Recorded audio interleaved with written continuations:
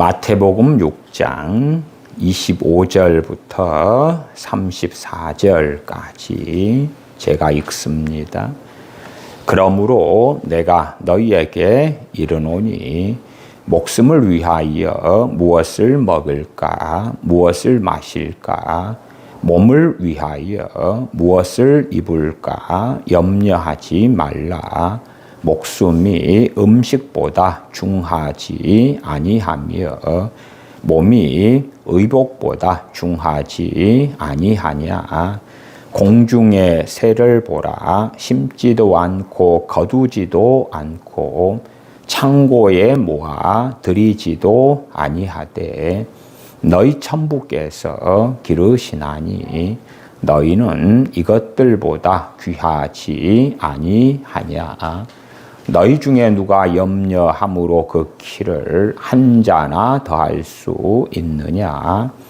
또 너희가 어찌 의복을 위하여 염려하느냐.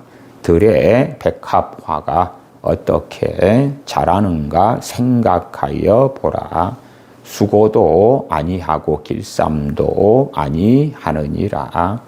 그러나 내가 너희에게 말하노니 솔로몬의 모든 영광으로도 입은 것이 이 꽃 하나만 갖지 못하였느니라.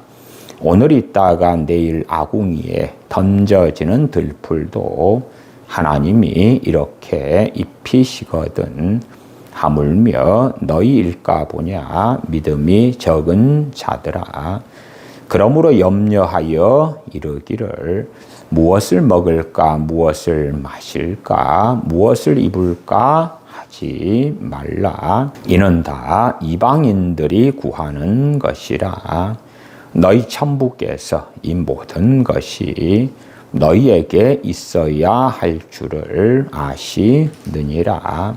너희는 먼저 그의 나라와 그의 의를 구하라. 그리하면 이 모든 것을 너희에게 더하시리라. 그러므로 내일 일을 위하여 염려하지 말라. 내일 일은 내일 염려할 것이요 한날 괴로움은 그날에 족하니라. 아멘.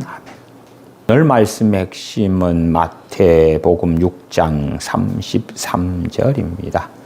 너희는 먼저 그의 나라와 그의 의를 구하라. 그리하면 이 모든 것을 너희에게 더하시리라. 하나님의 나라와 하나님의 의를 구하라. 그것도 먼저 최우선 순위로 하나님의 나라와 하나님의 의를 구하라 말씀하십니다.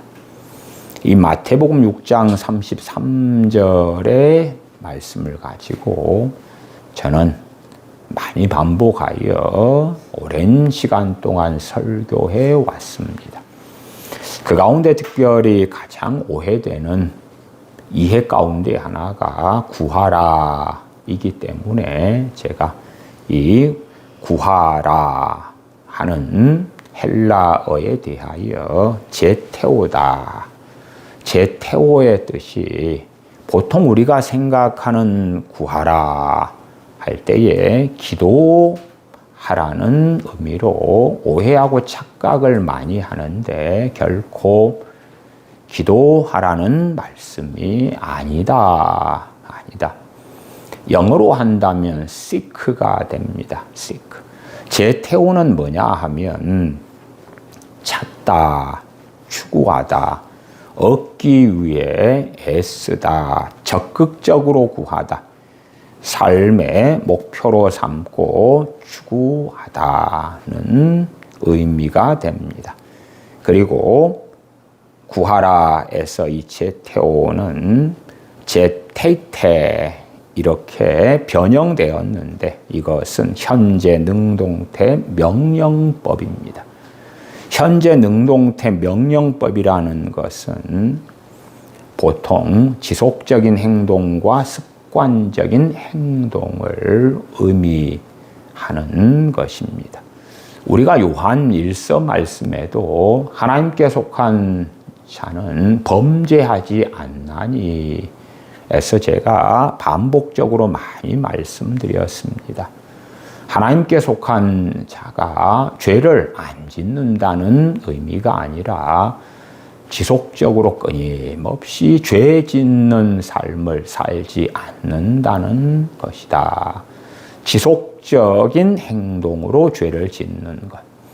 그것을 하지 않는다. 무슨 말이냐 그러면 죄를 짓다가 다시 죄를 깨닫고 회개하고 죄와의 단절이 있다가 다시 또 연약하고 어리석어져서 죄를 짓다가 다시 멈추고 그런 것이 정상적인 신자의 삶의 모습이 되죠. 물론 거기에서 더 주님을 따르고 영적으로 성장한다면 죄를 짓지 않고 살아가는 기간들이 더 늘어날 것입니다. 그러나 그리스도인의 삶의 평생의 여정은 죄와의 싸움이 됩니다.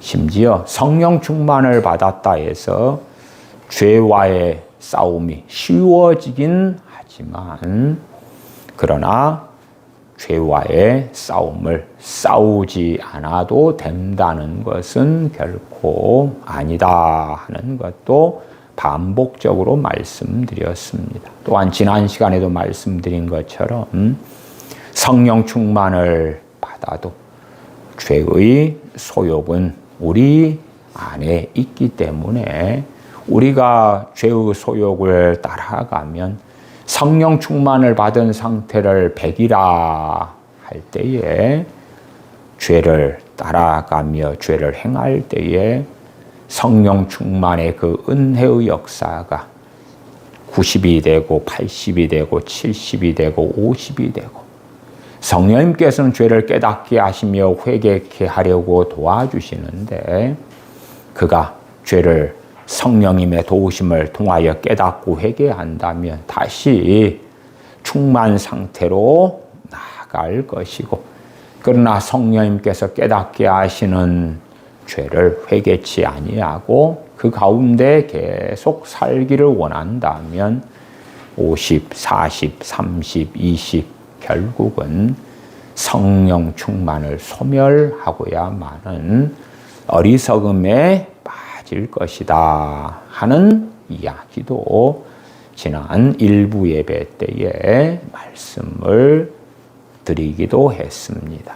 왜 제가 성령 세례와 성령 충만 또한 성령님의 사역에 대한 주제로 계속 말씀을 드리면서 이 마태복음 6장에 너희는 먼저 그의 나라와 그의 의를 구하라는 본문을 가지고 설교를 하는가 하는 것은 이 중심을 가지지 않을 때에 진실로 성령 충만 받은 신자들이라 할지라도 성령 충만을 쉽게 소멸하고 잃어버리기 때문에 그렇습니다. 한 걸음 나아가서 주님을 믿은 그리스도인들, 주님을 믿었기 때문에 중생한 신자, 그리고 그 안에 성령님께서 내주하시는 신자들이 당연히 주님께서 가르치신 산상수훈 같은 말씀을 가까이 하겠지요. 정상적인 크리스천을 이야기합니다. 성령 충만을 받은 초신자들이 말씀을 멀리하고 성령님께서 기도하도록 이끌어 가시며 예배의 자리 가운데 인도하셔도 따르지 않으면서 신속하게 성령 충만을 소멸해 버리는 사례들을 저는 많이 보았습니다. 그러나 어떠한 사람이 말할 수 없는 우리 주 예수 그리스도의 십자가의 사랑과 은혜로 구원받았고 독생자를 아끼지 아니하시는 하나님의 사랑과 은혜로 인하여 구원받았음을 안다면 그 사람이 정상적인 그리스도인의 삶을 산다면 이 마태복음 6장 가운데 33절을 접할 수밖에 없습니다. 너희는 먼저 그의 나라와 그의 의를 구하라. 너희는 먼저 최우선순위로 하나님의 나라와 하나님의 의를 구하라.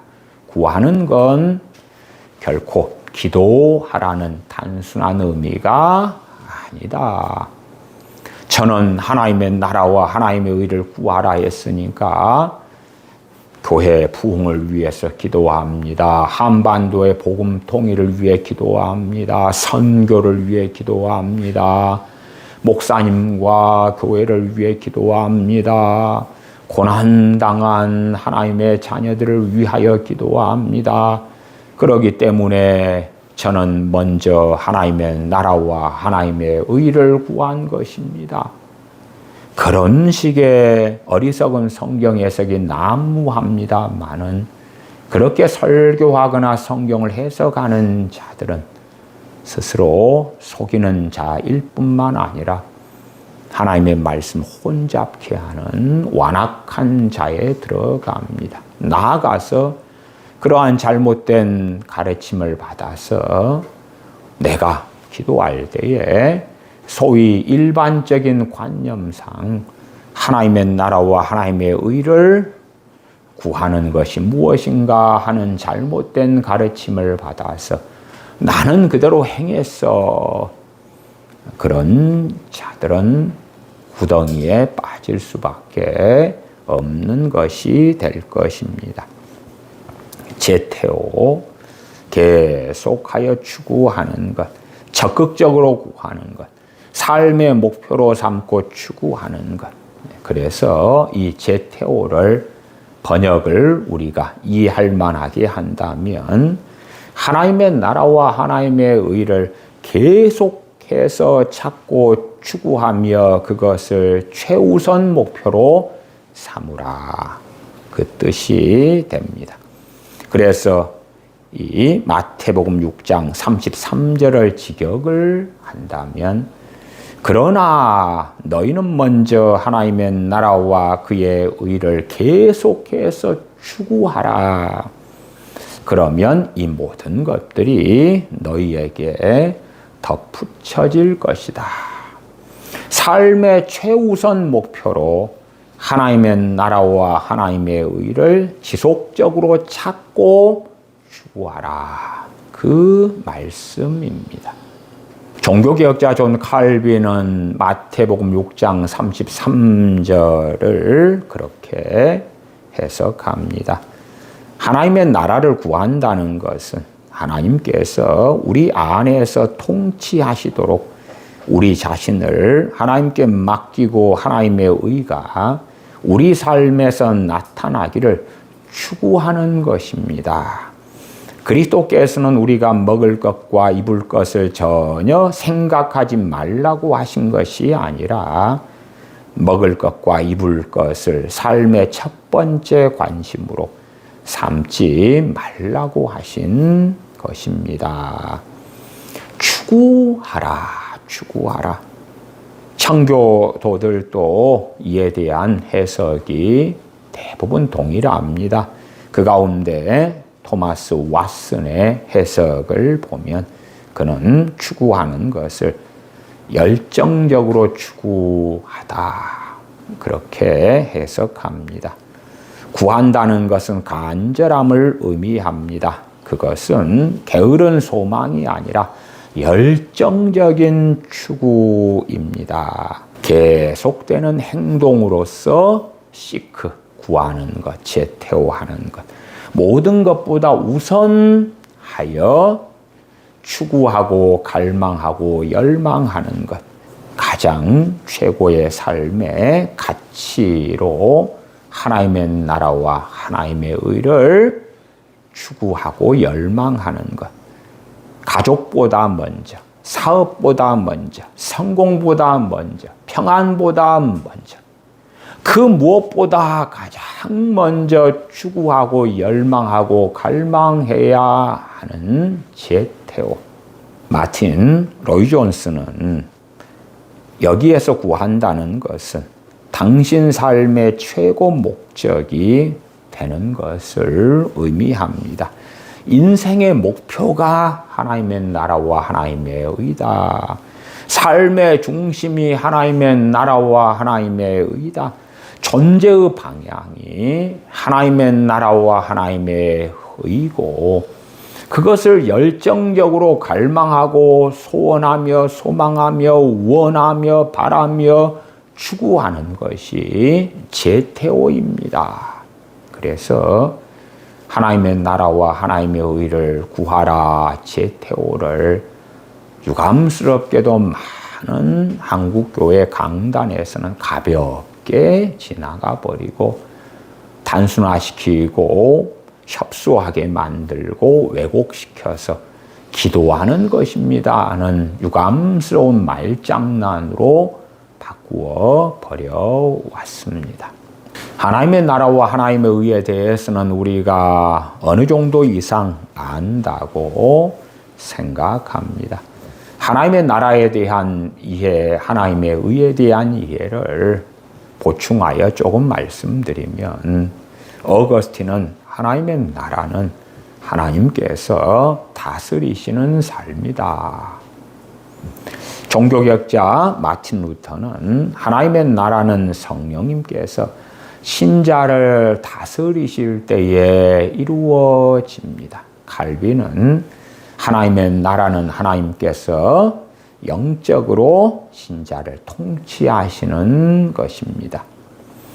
하나님께서 통치하시는 것이 하나님의 나라다. 마틴 로이 존스는 하나님의 나라는 하나님께서 신자의 마음을 통치하시는 것이다. 영적 통치다. 크게 다를 바 없는 해석들을 잘 설명하고 있습니다. 하나님께서 신자의 마음을 영적인 통치를 하시는 것, 다스리시는 것. 하나님께서 신자를 다스리시려면 실상은 가장 중요한 것이 무엇이겠습니까? 성령 충만을 받는 것입니다. 한국교회 대다수의 분들 또한 지금까지의 위대한 교회의 지도자들은 성령 충만을 하나님께서 신자를 다스리시는 상태다. 그렇게 설명해 왔지 않습니까?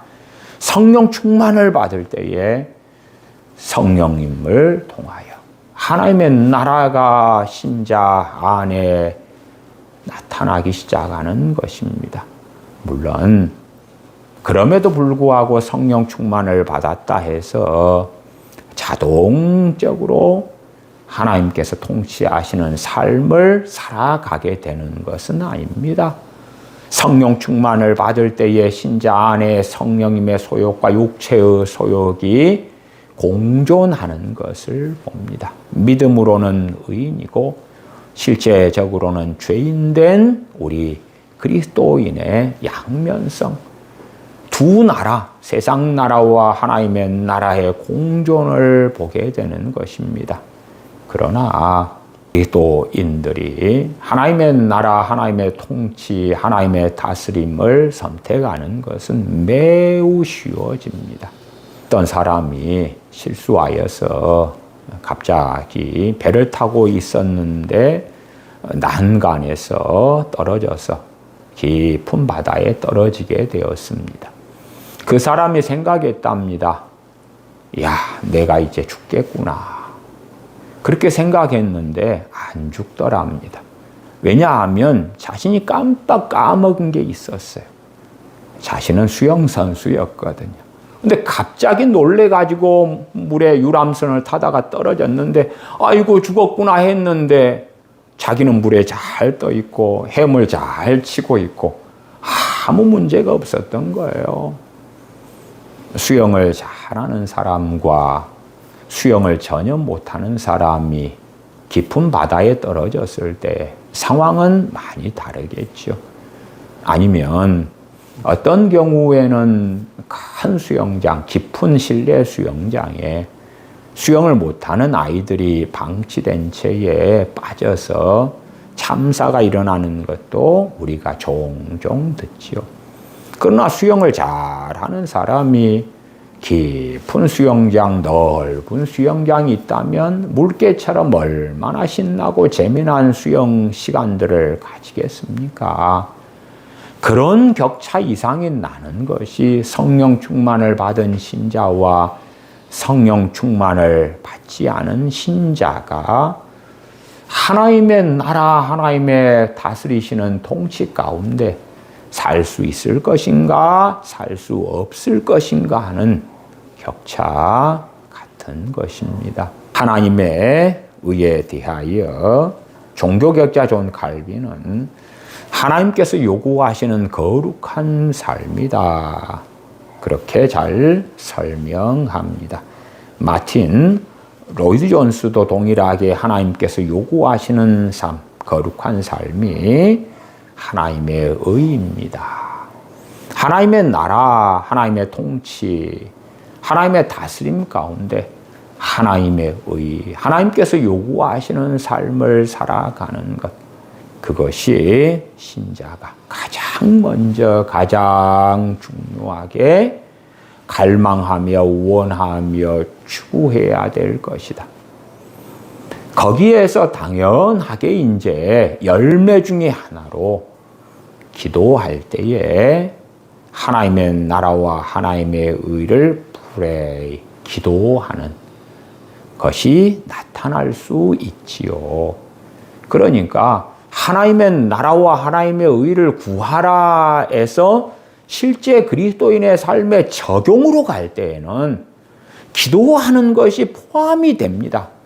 그러나 하나님의 나라와 하나님의 의를 구하라 제테오의 직접적인 의미는 열정적으로 추구하는 것, 갈망하는 것, 삶의 최우선 순위로 삼고 원하는 것, 그것이지 단순히 기도하세요, 기도하라는 의미가 아니다 하는 것입니다.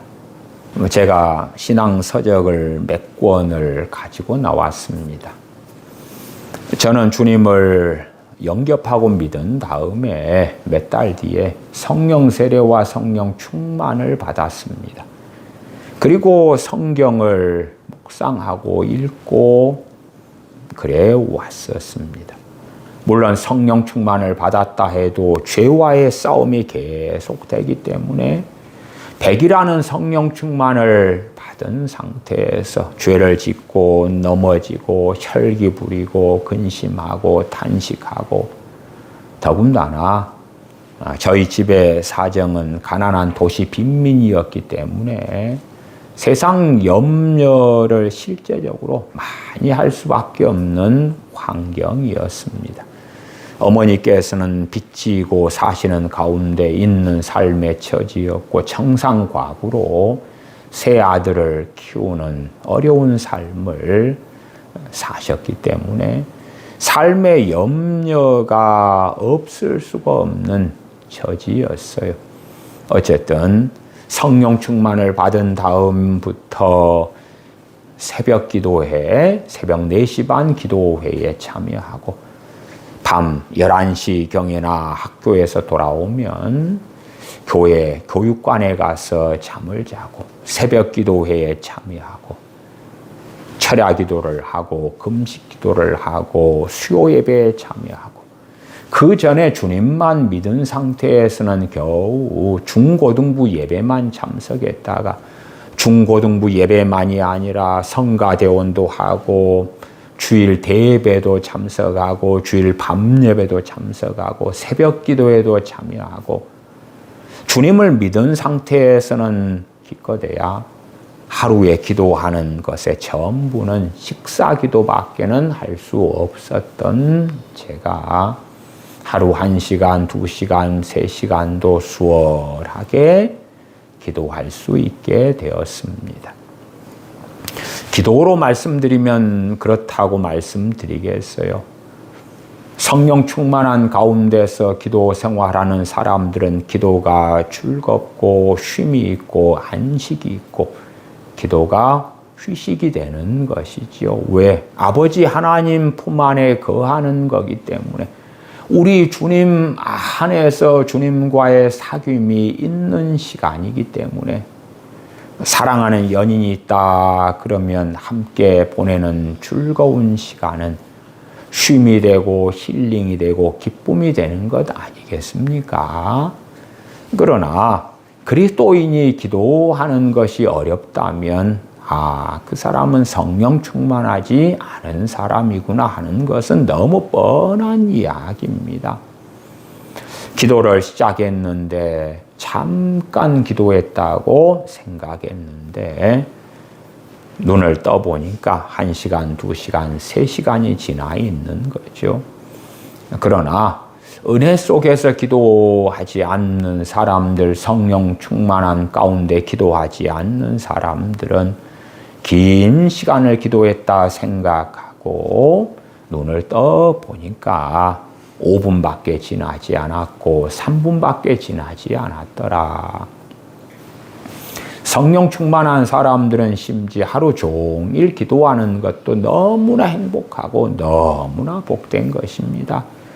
그러나 하나님의 자녀 그리스도인들이 성령 충만하지 않으면 몇 시간을 기도하는 것과 몇 시간을 현장에서 막노동하는 것 가운데 어느 것이 쉬운가 하면 현장에서 막노동하는 것이 쉽다 그 말이에요. 집에 청소를 몇 시간을 하는 게 더 쉽고 심부름을 하는 게 쉽고 일하는 것이 더 쉽다 그 말이에요. 기도보다. 그래서 은혜가 없는 크리스천, 나아가 성령 충만이 없는 크리스천들은 기도가 무거운 짐이 되는 것입니다. 기도가 특권과 은혜와 하나님께서 주신 복 중에 복이 되는 것이 아니라 기도가 힘들기 때문에 지난 시간에 말씀드린 것처럼 기도를 힘겹게 하고 하나님 그에 대한 보상을 뭘 주시렵니까? 내가 위대한 일을 했습니다. 기도로 하나님을 섬겼습니다. 기도로 세계 선교를 섬겼습니다. 기도로 교회를 섬겼습니다. 기도로 교인들을 섬겼습니다. 제가 얼마나 큰 선을 행했는가 말입니다.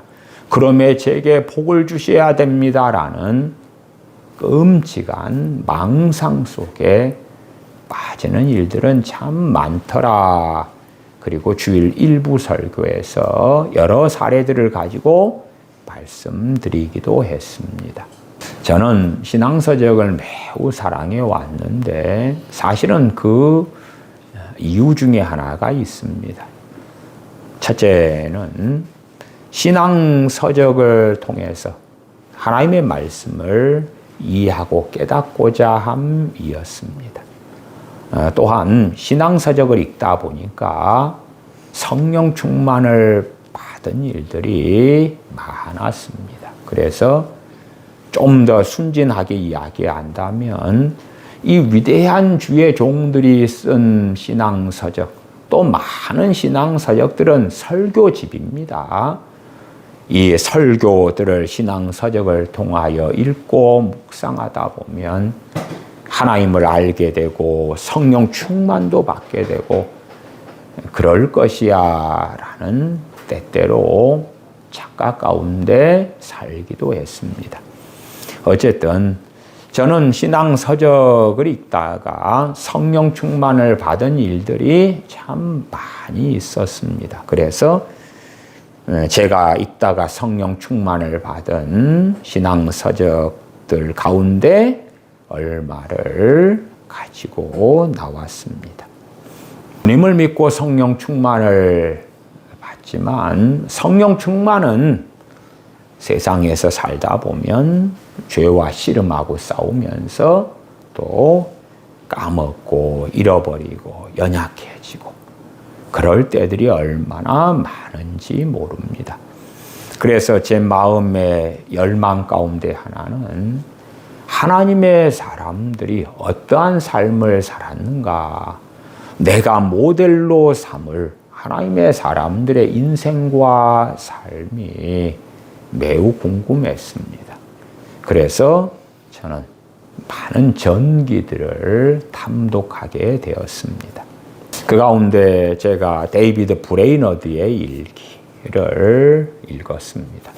젊은 인디언 선교사님인 데이비드 브레이너드, 이분의 일기를 통해서 이분이 어떤 성령 충만한 삶을 살았는가, 어떻게 하나님을 사랑했는가, 어떻게 하나님과 동행했는가, 어떻게 많은 고난 가운데서 주님을 사랑했고 섬겼는가 하는 일기들을 보다가 성령 충만을 받았습니다.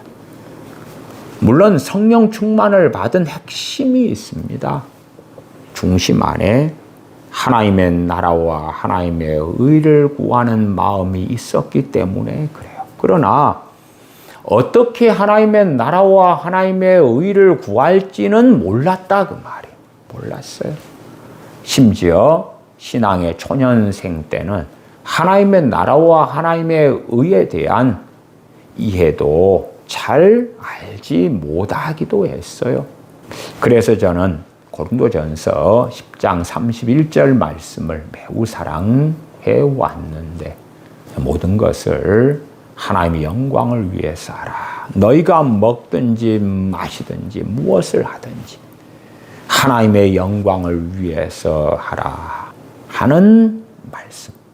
그 말씀과 너희는 먼저 하나님의 나라와 하나님의 의를 구하라는 말씀은 대동소이한 말씀이에요. 그래서 제 신앙의 수준에서 이해가 되는 말씀.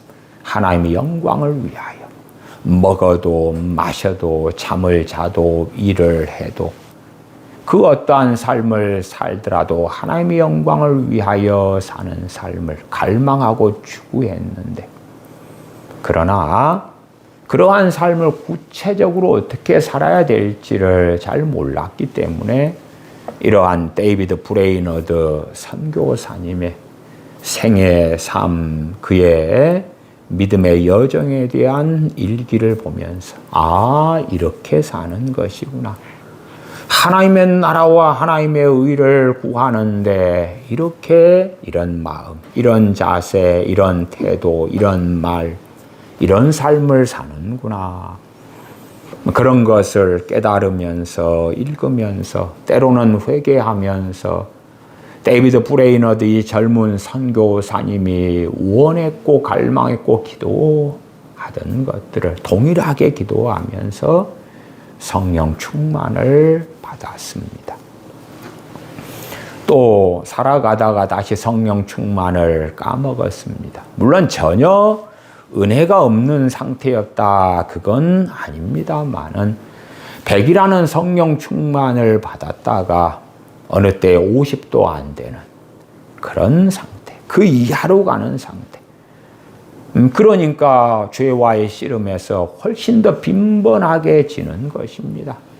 그럼에도 제 안에 갈망이, 제 태호, 하나님의 나라와 하나님의 의에 대한 갈망, 하나님께서 원하시는 삶을 살고자 하는 갈망이 있었기 때문에 어느 때에 멀린 캐로더스 목사님의 간증책을 읽게 되었습니다. 아마 제가 성령 충만을 받은 책들 같은 경우는 기도응답으로 대부분 받은 책들입니다. 저는 가난한 자로 살아왔기 때문에 신앙서적 한 권을 살려면 보통은 한 3일 정도 밥 먹을 것, 심지어 5일 밥 먹을 것, 그것을 굶는 가운데 신앙서적을 샀었습니다. 그러니까 신앙서적 한 권을 사는데 얼마나 신중했어야 하는지 모릅니다.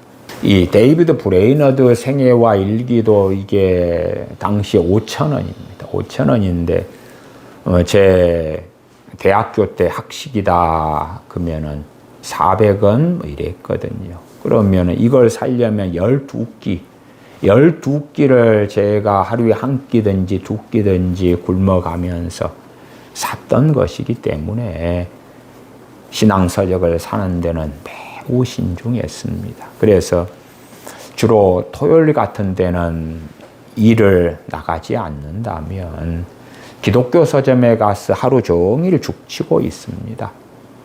그래서 책 내용을 전체를 본 다음에 이 책은 꼭 사야 되겠다는 판단을 가지는 가운데 사왔었습니다.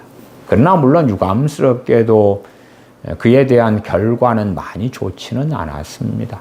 전반적으로 읽어본 다음에 사야 되겠다 그리고 막상 사와서 다시 깊이 살펴보았을 때는 생각외로 좋지는 않았어요. 그래서 그러한 실패의 일들을 많이 겪으면서는 신앙서적을 위하여 기도를 했습니다. 하나님 제게 맞는 책들을 인도해 달라고, 도와달라고. 제 중심만의 하나님의 나라, 하나님의 영광, 하나님의 의를 제태오하는 중심을 가지고 신앙서적을 선택할 때에 손길을 인도해 달라고. 그래서 응답받은 책들은 제가 마치 우연처럼 읽지도 않고 누구에게 추천받지도 않고 집어나온 책들입니다. 그 책 가운데 하나가 데이비드 브레이너드의 생애와 일기였습니다. 마찬가지로 이 감옥 생활에서 찬송 생활로도 마찬가지입니다. 이 책은 범사에 감사하라, 항상 기뻐하라, 쉬지 말고 기도하라. 는 데살로니가전서 5장의 말씀이 핵심이 되는데 그 가운데 범사에 감사하라는 말씀을 중심으로 멀린 캐로더스 목사님이 군목이셨는데 이분이 병사였을 때 또 범죄를 저지른 다음에 감옥에 있었을 때 거기에서 만난 하나님에 대하여 증거하고 있는데 모든 일에 감사하는 삶에 대하여 그가 간증하는 책이었습니다. 책을 읽으면서 도전을 받았습니다. 범사에 감사해야 되겠구나. 그리고 범사에 감사하는 삶을 살아가려고 애를 썼습니다. 보통은 언제 감사합니까? 좋은 일이 있을 때, 축하할 만한 일이 있을 때. 그런데 내가 먹을 것이 없어서 정심때 굶게 되었습니다. 범사니까 모든 일이잖아요. 그때에 감사해 보았습니다.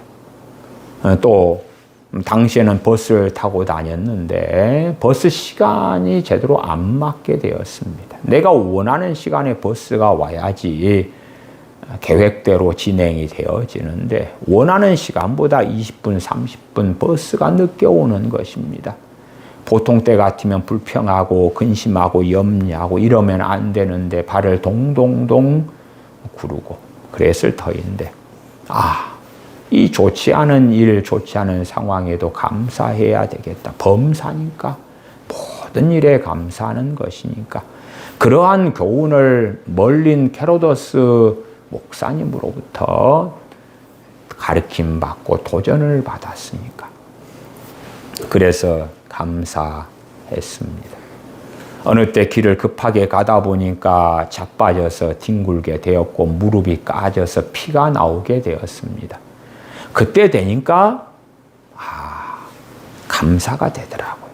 자빠졌는데 감사합니다.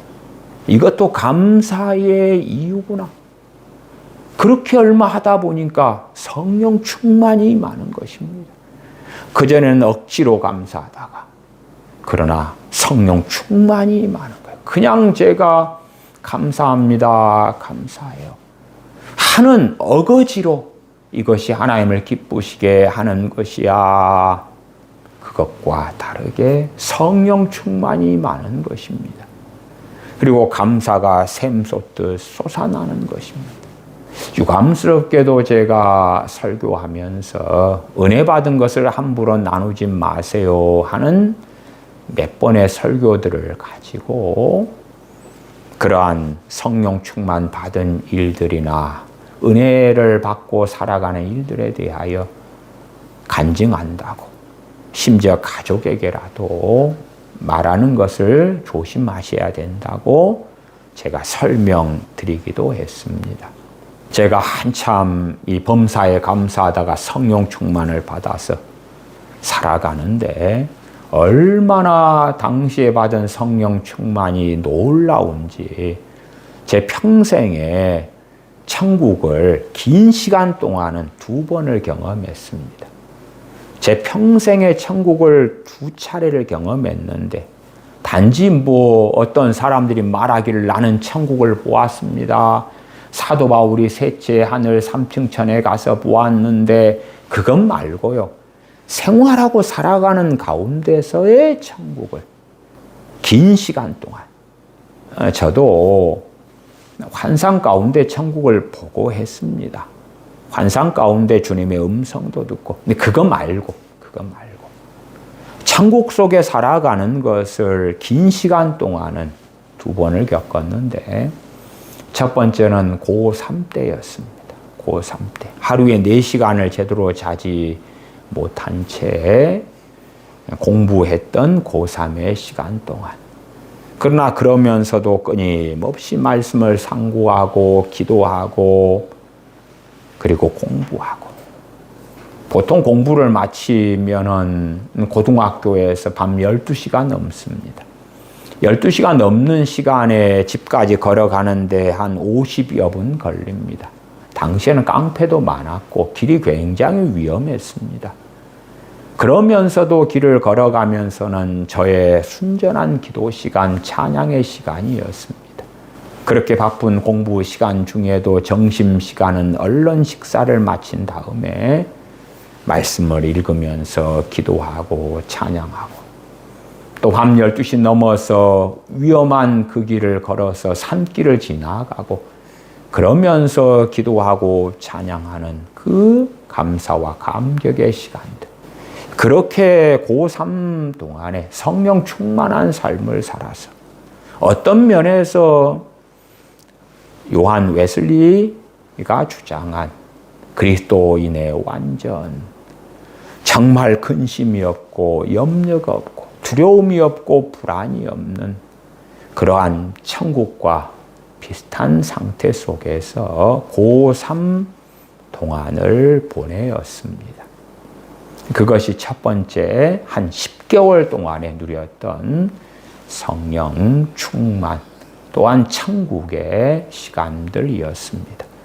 두 번째가 이제 이 범사에 감사하라는 걸 통하여 성령 충만이 임하고, 그러면서 이 성령 충만한 상태가 거의 꼭지점 가운데 몇 주 동안이 쭉 이어져 갔는데, 마치 제가 구름 위를 걷는 것처럼 마음 안에 기쁨이 가득하고 즐거움이 가득하고 감사가 충만한 그런 삶을 지속적으로 살아가게 되었습니다.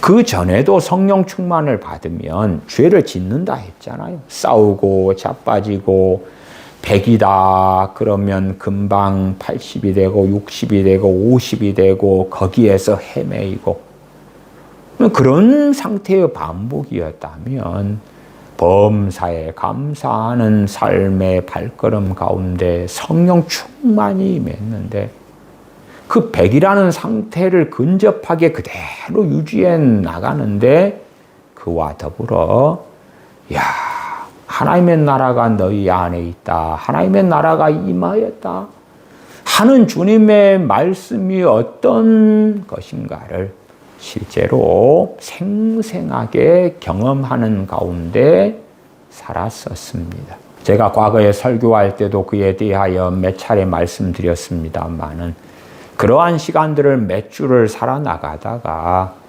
교회 담임 목사님께서 출타할 일이 생겼습니다. 그래서 새벽 기도회를 인도하지 못하게 되어서 제게 손 선생님 새벽 기도회를 인도해 주세요 하는 요청을 하셨어요.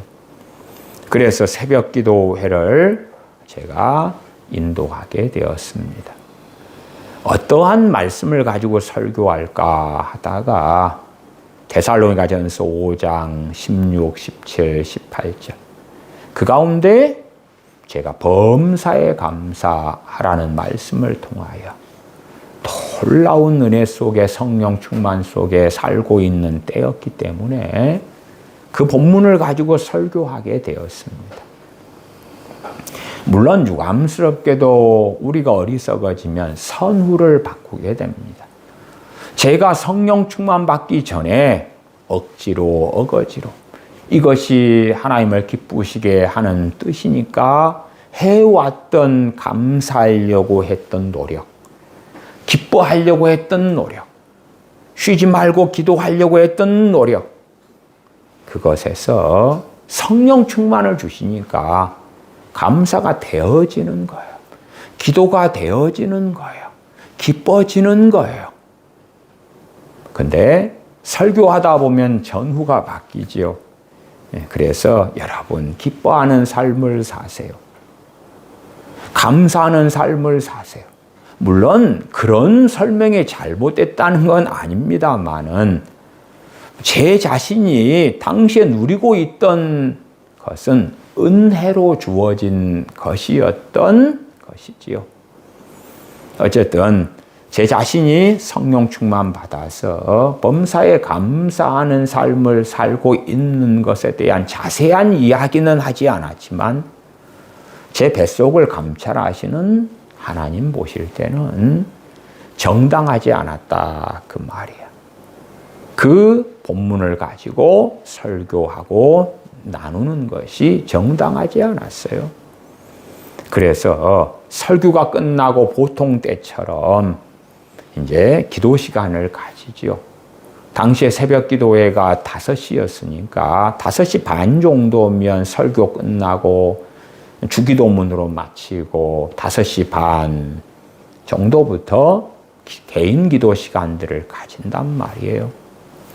그러면 개인 기도 시간들이 얼마나 즐거운지, 얼마나 뜨겁게 성령님이 역사하시는지 모른다 그 말이. 그렇게 왔다가 제가 설교를 끝내고 그리고 개인 기도 시간을 가지는데 그 성령님의 부어주심이 없는 거예요. 냉랭해지는 거예요. 성령 충만이 거두어진 거예요. 물론 백이 다 사라진 건 아니었습니다만은 성령 충만과 특별한 은혜 가운데 천국에서 살아가는 그 은혜는 거두어졌습니다. 거두어졌고 기도가 놀랍게 뜨겁게 시간 가는 줄 모르고 해왔던 기도의 은혜도 절반 이상이 사라졌습니다.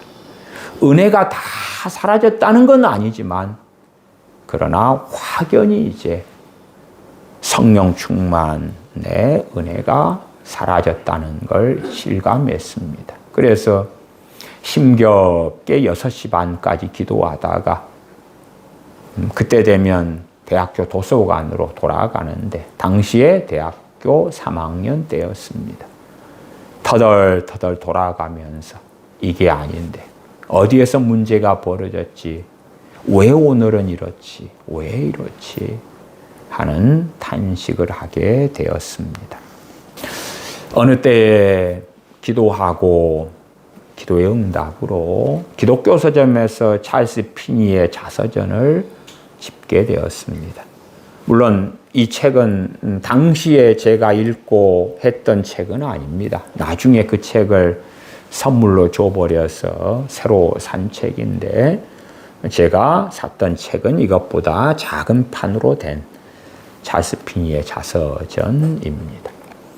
이 책을 읽으면서 찰스 피니라는 제2차 미국의 대각성 운동 때 쓰임받은 부흥사였던 찰스 피니 목사님, 그가 변호사가 되고 법원에서 변론을 준비하다가 그가 숲속에 들어가서 죄 때문에 하나님께 엎드리고 주님을 믿고 중생하는 사건, 그리고 그가 법률 사무소로 돌아와서 그날 밤에 성령 충만을 받은 것. 나아가 그가 하나님을 어떻게 사모했고 때때로 성령 충만을 받아왔는가 하는 자세한 기록들이 찰스 피니 목사님의 자서전을 통하여 써져 있었습니다. 그가 어떻게 하나님의 나라를 구했는지, 그가 하나님의 의를 어떻게 구했는지, 그것을 읽다가 동일한 마음으로 사모하고 기도하고 구하다가, 그래서 이 책을 읽는 가운데 또한 성령 충만을 받게 되었습니다.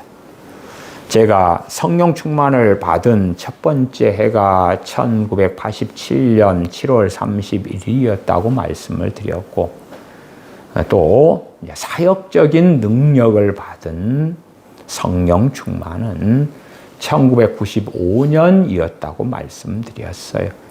1995년 2월 달에는 설교 은사를 받았고, 가르치는 은사를 받았고, 권위하는 은사, 상담의 은사를 받았어요.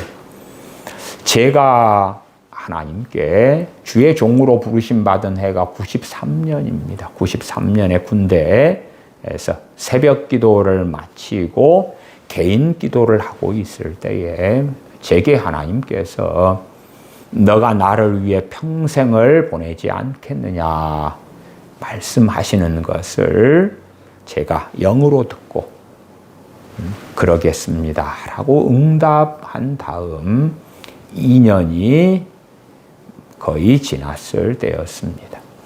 그때에 능력을 받았어요. 성령 충만 가운데 능력을 주셨어요.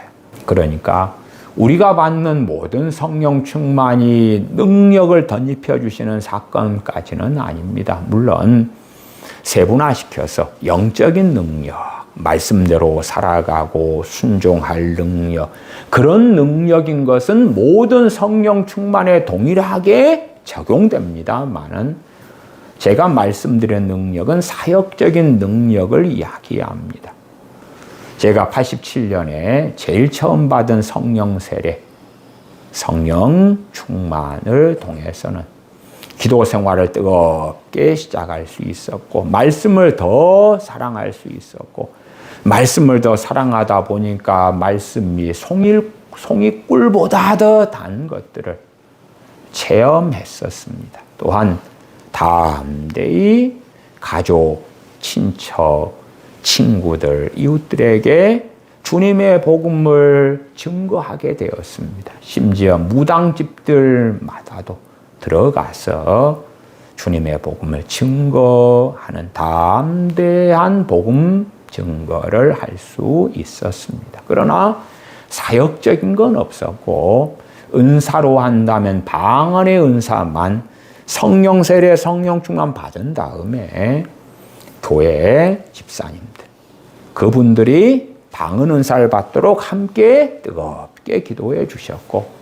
그래서 방언 은사를 받게 된 사역적인 은사, 사역적인 능력하고는 무관했습니다. 마찬가지로 멀린 캐로도스 목사님의 감옥 생활에서 찬송 생활로 이 책을 읽으면서 나아가 감사하는 생활을 범사에 하려고 하는 중에 성령 충만을 받았는데, 그때에 성령 충만과 더불어 천국을 경험하는 은혜가 임하였다고 말씀을 드렸죠. 어떤 면에서는 별도라고도 말할 수도 있어요. 그러나 1995년에는 주의 종으로 하나님께 부르심 받은 지 만 2년 정도 되었을 그때는 사역적인 기름 부음 은사가 주어졌습니다. 그래서 설교 은사를 받은 다음에는 제가 당시에 대학교 4학년이 되었을 때인데 하루에도 몇 번씩 설교를 하게 되었습니다. 말씀을 가르치는 것도 가르치는 은사 기름 부으심이 임했기 때문에 말씀을 5시간도 10시간도 밤새워서도 자주 가르치게 되었습니다. 그 전에 89년도부터 상담을 공부해 왔었습니다만은 그런 상담이 정상적이지 않은 것이야 일찍 알고 있어서 기독교 상담으로 전향은 했었습니다만은 그러한 지식으로 배움으로 공부했고 알았던 상담이 아니라 권위하는 은사, 상담의 은사가 임하니까 성령님의 역사하심을 따라 성령님의 말하게 하심으로 상담하는 것이 무엇인지를 알고 상담할 수 있게 되었습니다. 그러나 제가 받은 많은 성령 충만은 은사와 능력을 덧입는 성령 충만은 아니었습니다. 제가 지금은 그래도 조금의 찬양을 할 수가 있습니다. 제가 98년에 신학대학원을 갔을 때에 저는 신학대학원생들 가운데는 저보다 새벽 강단에 서서 설교를 많이 한 신학대학원생 전도사님들은 아무도 없었습니다. 왜냐하면 새벽 기도회 때, 설교 때는 신학생들만 200여 명이 앉아 있었어요. 물론 다 신학생들은 아니고 교회 음악과 유아교육과 신학과 다 포함되고 신학대학원생들만 신학교 새벽 기도회를 인도했거든요. 순서를 따라 로테이션으로 새벽 기도회를 인도했었어요. 그래서 기숙사에 산 신학대학원생들, 그런 이들을 전도사님이라고 그럽니다. 주로 이제 기숙사에 산 신학대학원생들이 한 30여 명 이 정도 돼요. 남자 기숙사, 여자 기숙사 합치면 200여 명 가까이 되고 신학교 주변에 사시는 신학교 교수님들, 박사님들도 신학교에서 새벽 기도를 참여하려고 오시고요. 그 다음에 신학생들이나 교회 음악과다 그래도 얼마나 눈이 높은지 몰라요. 신학대학원생들도 당신이 어떻게 설교하나 보자, 무슨 이단 사설을 전하는가, 어떤 잘못된 성경 해석을 하는가 두고 보자, 그런 눈으로 있지 순수하게 은혜 받아야 되겠다, 말씀을 통해서 은혜 받아야 되겠다, 그런 마음으로 새벽 기도회에 참여하는 사람은 거의 없습니다. 다 스스로들 자존망대하고 판단하고 평가하는 그런 자로서 200여 명이 앉아 있는 거예요. 이 한 30여 명 되는 사람들의 이 로테이션으로 주로 이제 한 달 전에 새벽기도 인도자 명단을 만들어요. 그래서 미리 알려줍니다. 당시에는 제가 신학대학원생 1학년 3월 초예요.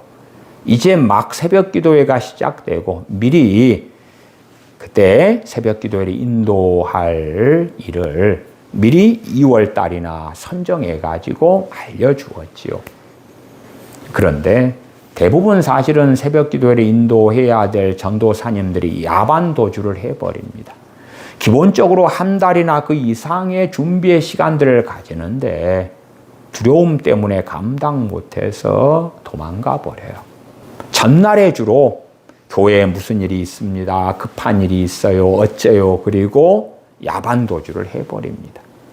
그때도 야반도주 사건이 일어났어요. 그러니까 이 두 조직, 총학생회하고 그 다음에 사생회, 사생회 회장님이 당시 50대셨는데 그분이 마음이 너무나 급해서 내일 새벽에 새벽기도할 전도사님이 야반도주했기 때문에 내일 새벽에 설교할 사람들을 섭외하고 다니고 있었어요. 그때가 그 전날 저녁 식사를 하는 대학교 구내식당이었어요. 어떻게 하면 좋으냐고, 야반도주를 했다고. 그리고 이제 전도사님들에게 내일 새벽 기도회를 좀 인도해 주세요, 내일 새벽 기도회 때 설교를 해 주세요 요청하는데 몇 시간 안 남았는데 누가 감당하냐 그 말이 다 고사했어요. 당시에 제 형 목사님이 신학대학원 2학년이었어요. 그래서 제 형 목사님하고 사생회 회장님하고 친했거든요. 돌다가 제 형 목사님에게 사생회장님이 가서 전도사님, 내일 새벽 기도회 좀 인도해 줄 수 있나요? 내일 새벽 기도회 때 하기로 했던 남욱의 전도사님이 야반 도주를 했습니다. 물론 본인이 하셔도 되는데 본인도 감당을 못 하시는 거예요. 겨우 한 번, 두 번 하는 것도 사생회장님도 힘드신 거예요. 네? 손 전도사님 해주세요. 그러니까 형도 아니요. 그렇게 갑작스러운 건 저도 안 되지요. 근데 할 사람이 없다니까요. 그러니까 형이 그렇게 대답했어요. 제 동생이 신학대학원 이번에 입학했습니다. 그런데 제 동생 전도사님한테 가서 해달라 그러면 아마 해줄걸요? 그랬습니다. 그랬더니 이제 동생 전도사님이 일반대 출신 아니에요? 아, 일반대 출신이에요. 아니, 신학과 1학년, 2학년, 3학년, 4학년 나와서 5년째, 6년째, 7년째 하는 사람도 감당 못해서 야반도주 하는데, 아니, 일반 대학을 나와가지고 직장 생활이나 하다가 들어왔는데, 내일 바로 설교할 수 있다고요? 아이, 한다니까요, 그 양반은. 그래서 제가 식사하고 있는데 사생회장님이 찾아왔어요. 혹시 손전우사님 동생인 손전우사님이세요? 예, 제가 맞습니다. 내일 새벽기도 설교 해 주실 수 있으세요? 예. 그리고 제가 다음날 새벽에 새벽기도 설교를 했습니다. 어쨌든 내일 새벽기도 설교 해 주실 수 있으세요? 사생회장님이 물으셨을 때 제가 예, 그럼요, 물론요. 대답했을 때 그 사생회장님이 저하고 친해진 다음에 이야기를 하시더라고요. 야, 이 양반 너무 담대한데 너무 교만한 거 아니야? 내일 새벽 기도회 때 설교를 잘못해가지고 난리가 나면 어떻게 하지? 성경 해석 잘못하고 교리적인 잘못된 주장을 하거나 죽을 쓰거나 난리가 나면 어떻게 하지? 걱정을 했더랍니다. 근데 다음날 새벽 기도 설교를 듣는데 잘했어요. 잘하니까. 일반대 출신이고 신학은 이제 대학원이지만 첫 해에 학기 초인데 저렇게 설교를 잘할 수가 있지? 그리고 준비하는 시간도 별로 없었는데 어떻게 저렇게 하지? 근데 저는 그 전에 어머니께서 기도원을 세우셨고 기도원에서 자주도 설교했고 95년에 설교원사를 받은 다음에 수없이 많이 설교하고 살았거든요. 물론 제가 설교했던 많은 설교들은 그냥 기름 부음이 임하니까 따로 본문을 준비하는 게 아니라 성경만 펼치면 그냥 설교했던 거예요. 그냥 설교하고 성령님의 말하게 하심을 따라 그냥 설교하는 거예요. 딱히 제가 준비하는 어떤 시간들이 많이 걸리지도 않았어요. 그러니까 그때 이후로 야반도주하는 전도사님들이 자주 생기잖아요. 그때에 거의 대부분 제게 요청했어요. 신학교 새벽 예배 때 설교하는 것이 상당히 힘든 일이니까요. 설교만 한 번 하면 식권을 5장씩을 선물로 줬어요. 그러니까 저 같은 경우는 근데 이제 제가 일반적인 교회 전도사 사역이 참 힘들었던 것은 뭐냐 그러면 찬송가를 부르면 돼지 목 따는 소리가 나거든요. 돼지를 잡아요. 그러니까 제가 찬송가를 부르면 저 옆에 있는 동기 전도사님들이 제발 좀 조용히 해달라고 그래요. 왜냐 그럼 옆에서 함께 찬송을 부르면 저는 어릴 때부터 배워왔던 찬송 부르는 방법이 뜨겁게 강하게 그런데 돼지 목 따는 소리가 나는데 뜨겁게 강하게 하면 얼마나 소음이겠어요. 시험에 빠지는 거예요. 그러니까 좀 조용히 웅얼웅얼 찬송하라는 거예요. 찬송가를 제대로 못 부르면요. 그러면은 일반 교회 전도사로 부임을 못 합니다. 찬송을 인도해야 되고 성가대도 인도하고 이런 게 갖춰져야지 부교역자로 갈 수 있는 시대였기 때문에 저 같은 경우는 나중에 필연적으로 교회를 개척할 수밖에 없었어요. 그래도 교회 개척도 가능했던 것이 뭐냐 그러면 2002년 이럴 때에 성령 충만을 받으면서 성령 은사 가운데 찬양의 은사를 받았었거든요. 물론 찬양 은사도 여타저타한 이유로 거의 80% 이상을 까먹었어요. 그것은 제가 과거에 설교하면서 여차여차 무슨 일이 벌어졌었는가 하는 것도 설명을 드렸어요. 찬양 은사를 받았는데 100이라는 걸 받았다 하면 80, 90을 날려버렸어요.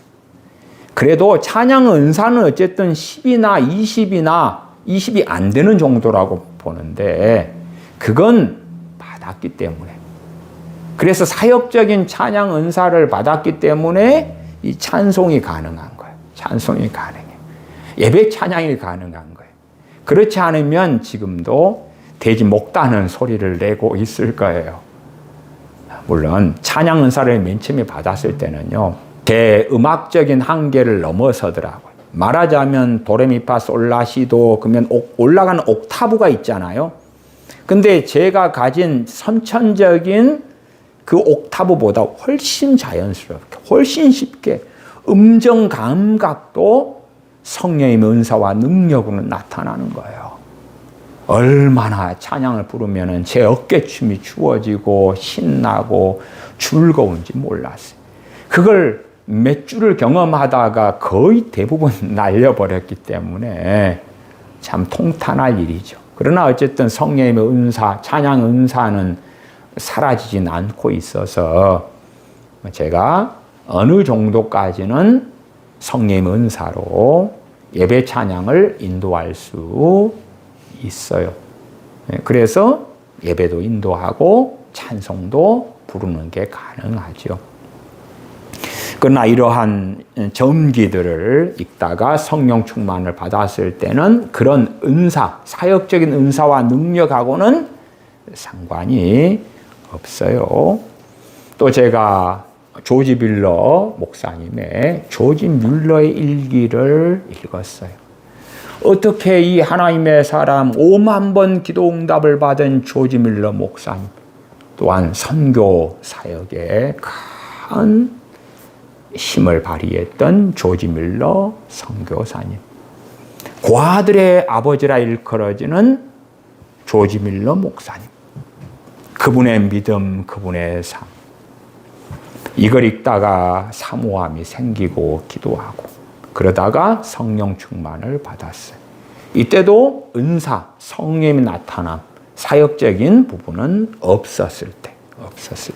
그리고 기도와 영역, 아레이 토레이 목사님, 무디 선생님과 함께 사역했던 아레이 토레이 목사님, 이 성령 충만한 목사님의 기도와 영역에 대한 책을 읽으면서 간절히 기도할 때에 성령 충만을 받았어요.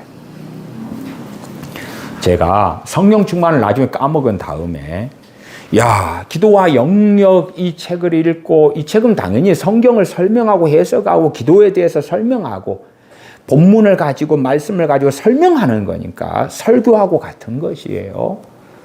이 책을 읽다가 내가 성령 충만 받았지, 그러면 다시 읽다가 성령 충만 받을지도 몰라. 그리고 다시 읽었는데 성령 충만을 받지는 못했어요. 이유가 뭘까요? 이유는 뻔하지요. 처음 이 기도와 영역 책을 읽을 때는 간절함이 있었고 하나님의 나라와 하나님의 의를 구하는 게 제 중심에 있었는데, 그러나 성령 충만을 까먹은 다음에 또한 그것만이 아니라 하나님의 나라와 하나님의 의를 구하는 뜨거움과 열정을 잃은 상태에서 단지 성령 충만이라는 게 필요해. 하나님의 은혜가 필요해. 당시 받은 그 은혜, 성령 충만, 성령님의 역사, 그것을 회복해야 돼. 그러한 단순한 부족한 생각 가운데 이 책을 읽었는데 냉랭한 거예요. 냉랭해요. 왜? 중심이 아니거든. 그렇기 때문에 오늘 본문이 마태복음 6장 그리고 33절이 중심이다 그랬죠. 너희는 먼저 그의 나라와 그의 의를 구하라.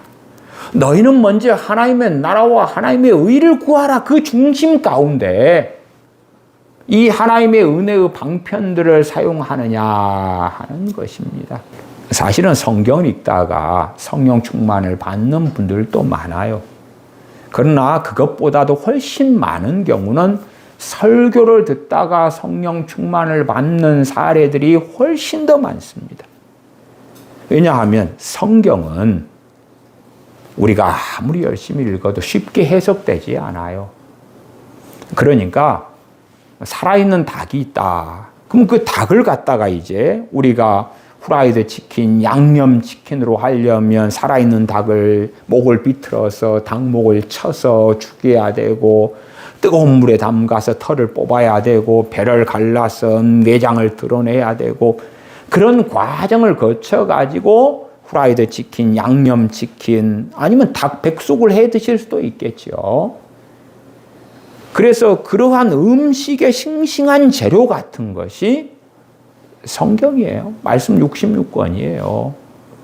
물론 과일은 바로 따서 드시면 돼. 바로 드시면 돼. 정원에가 지금 자몽나무가 있어서 자몽이 지금 수백 개가 달려 있네요. 저 자몽은 바로 따셔가지고 껍질 벗겨서 잡수면 돼. 말씀에도 바로 읽자마자 그렇게 할 것들이 많아요. 또 저 정원에 바나나 나무가 두 그루 있잖아요. 주렁주렁 지금 열려 있잖아요. 아직은 안 익었으니까 그런데 다 익으면 익기 전에 따가지고 좀 익혀가지고 껍질 까서 잡수면 돼. 껍질만 벗기면 되죠. 껍질째로 바나나를 씹으면 어리석은 사람이겠죠. 하나님의 말씀이 어떤 말씀들은 소가 있다면 소를 잡아야 돼. 그 다음에 소를 도축해가지고 과정을 거쳐서 스테이크를 해먹는다든지 그런 것을 거쳐야 되는 말씀들, 단단한 식물 같은 말씀들이 파노라마처럼 펼쳐져 있고 어떤 것은 귤이다, 사과다, 배다, 감이다. 그렇게 금방 상추다, 고추다 쉽게 먹을 수 있는 말씀도 있어요. 그러나 설교는 물론 다르게 성경이 해석되고 강론되었다는 전제가 될 겁니다. 그런 설교를 듣는다 해도 중심이 문제죠. 중심이 먼저 최우선 순위로 중심에 하나님의 영광, 하나님의 나라와 하나님의 의를 제태호하는 것, 갈망하는 것, 원하는 것, 열망하는 것, 추구하는 것, 간절히 바라는 것이 있느냐 하는 거 있느냐. 그것이 있는 사람들. 그런 사람들에게 중생한 자들에게는 성령님께서 내주하시기 때문에 성령님께서 도우시는 거예요. 역사하시는 거예요. 그리고 성령 충만을 받는 일들이 일어나는 거예요. 이 기도와 영역도 설교죠. 설교예요. 아레이 토레이 같은 주제죠.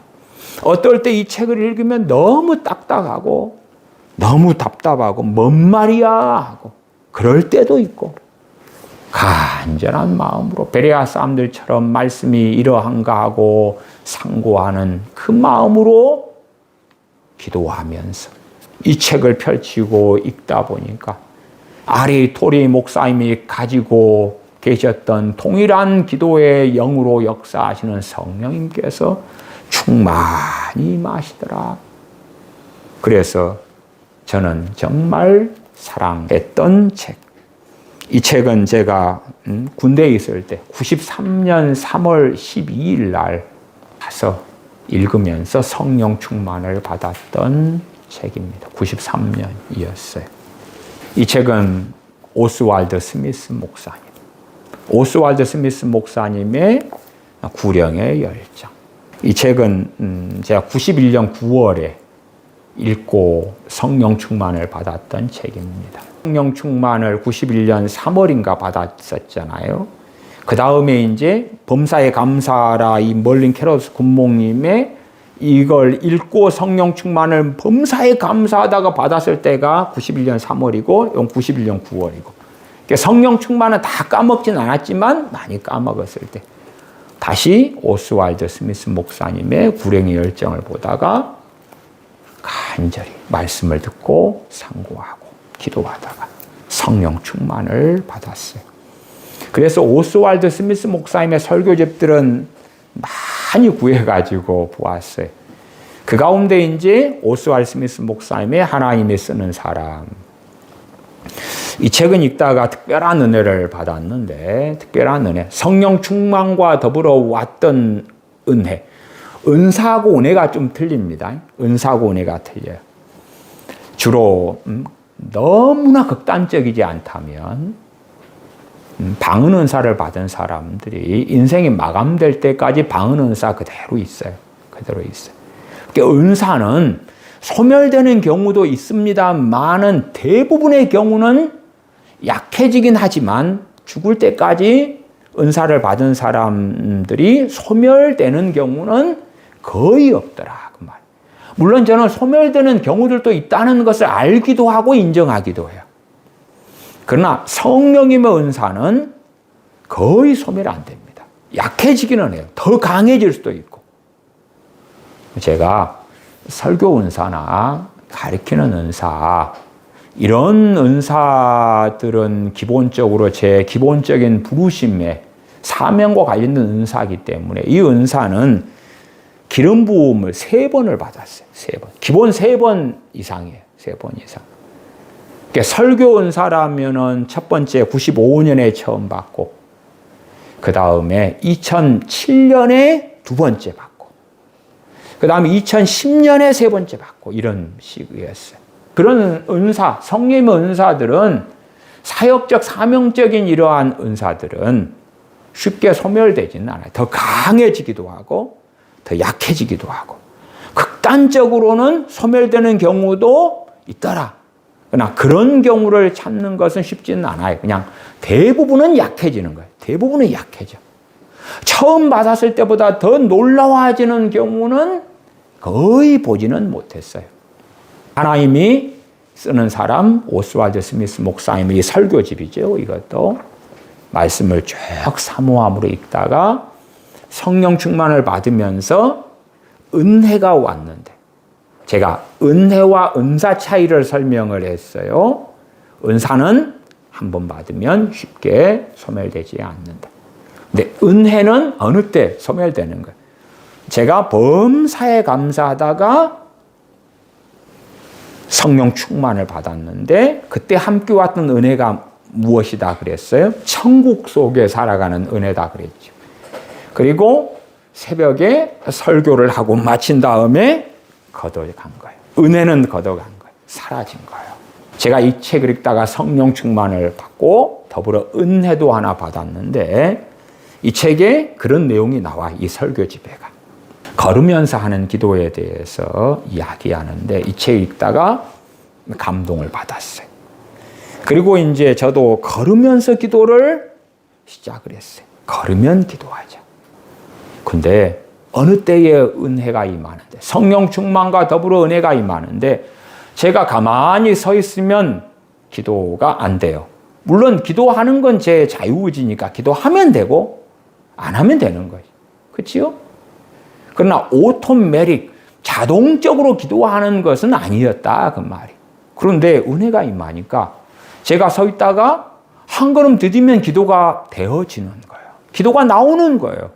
주님을 찾게 되는 거예요. 한 걸음만 걷고 2걸음 걸으면 3걸음 걸으면 시내를 걸어가든지 산길을 걸어가든지 아니면 뭐 캠퍼스라면 교정을 걸어가든지 기도가 되는 거예요. 기도가 돼. 기도가 흘러나오는 거예요. 자동적인 것처럼 기도가 되어지는 그 은혜가 임하더라고요. 교회를 개척하고 신방을 다니고 그렇게 하다가 2006년인가 7년에 제가 오전에는 주로 시립 도서관에서 이렇게 성경을 보고 말씀을 보고 막 그런 시간들을 가지고요.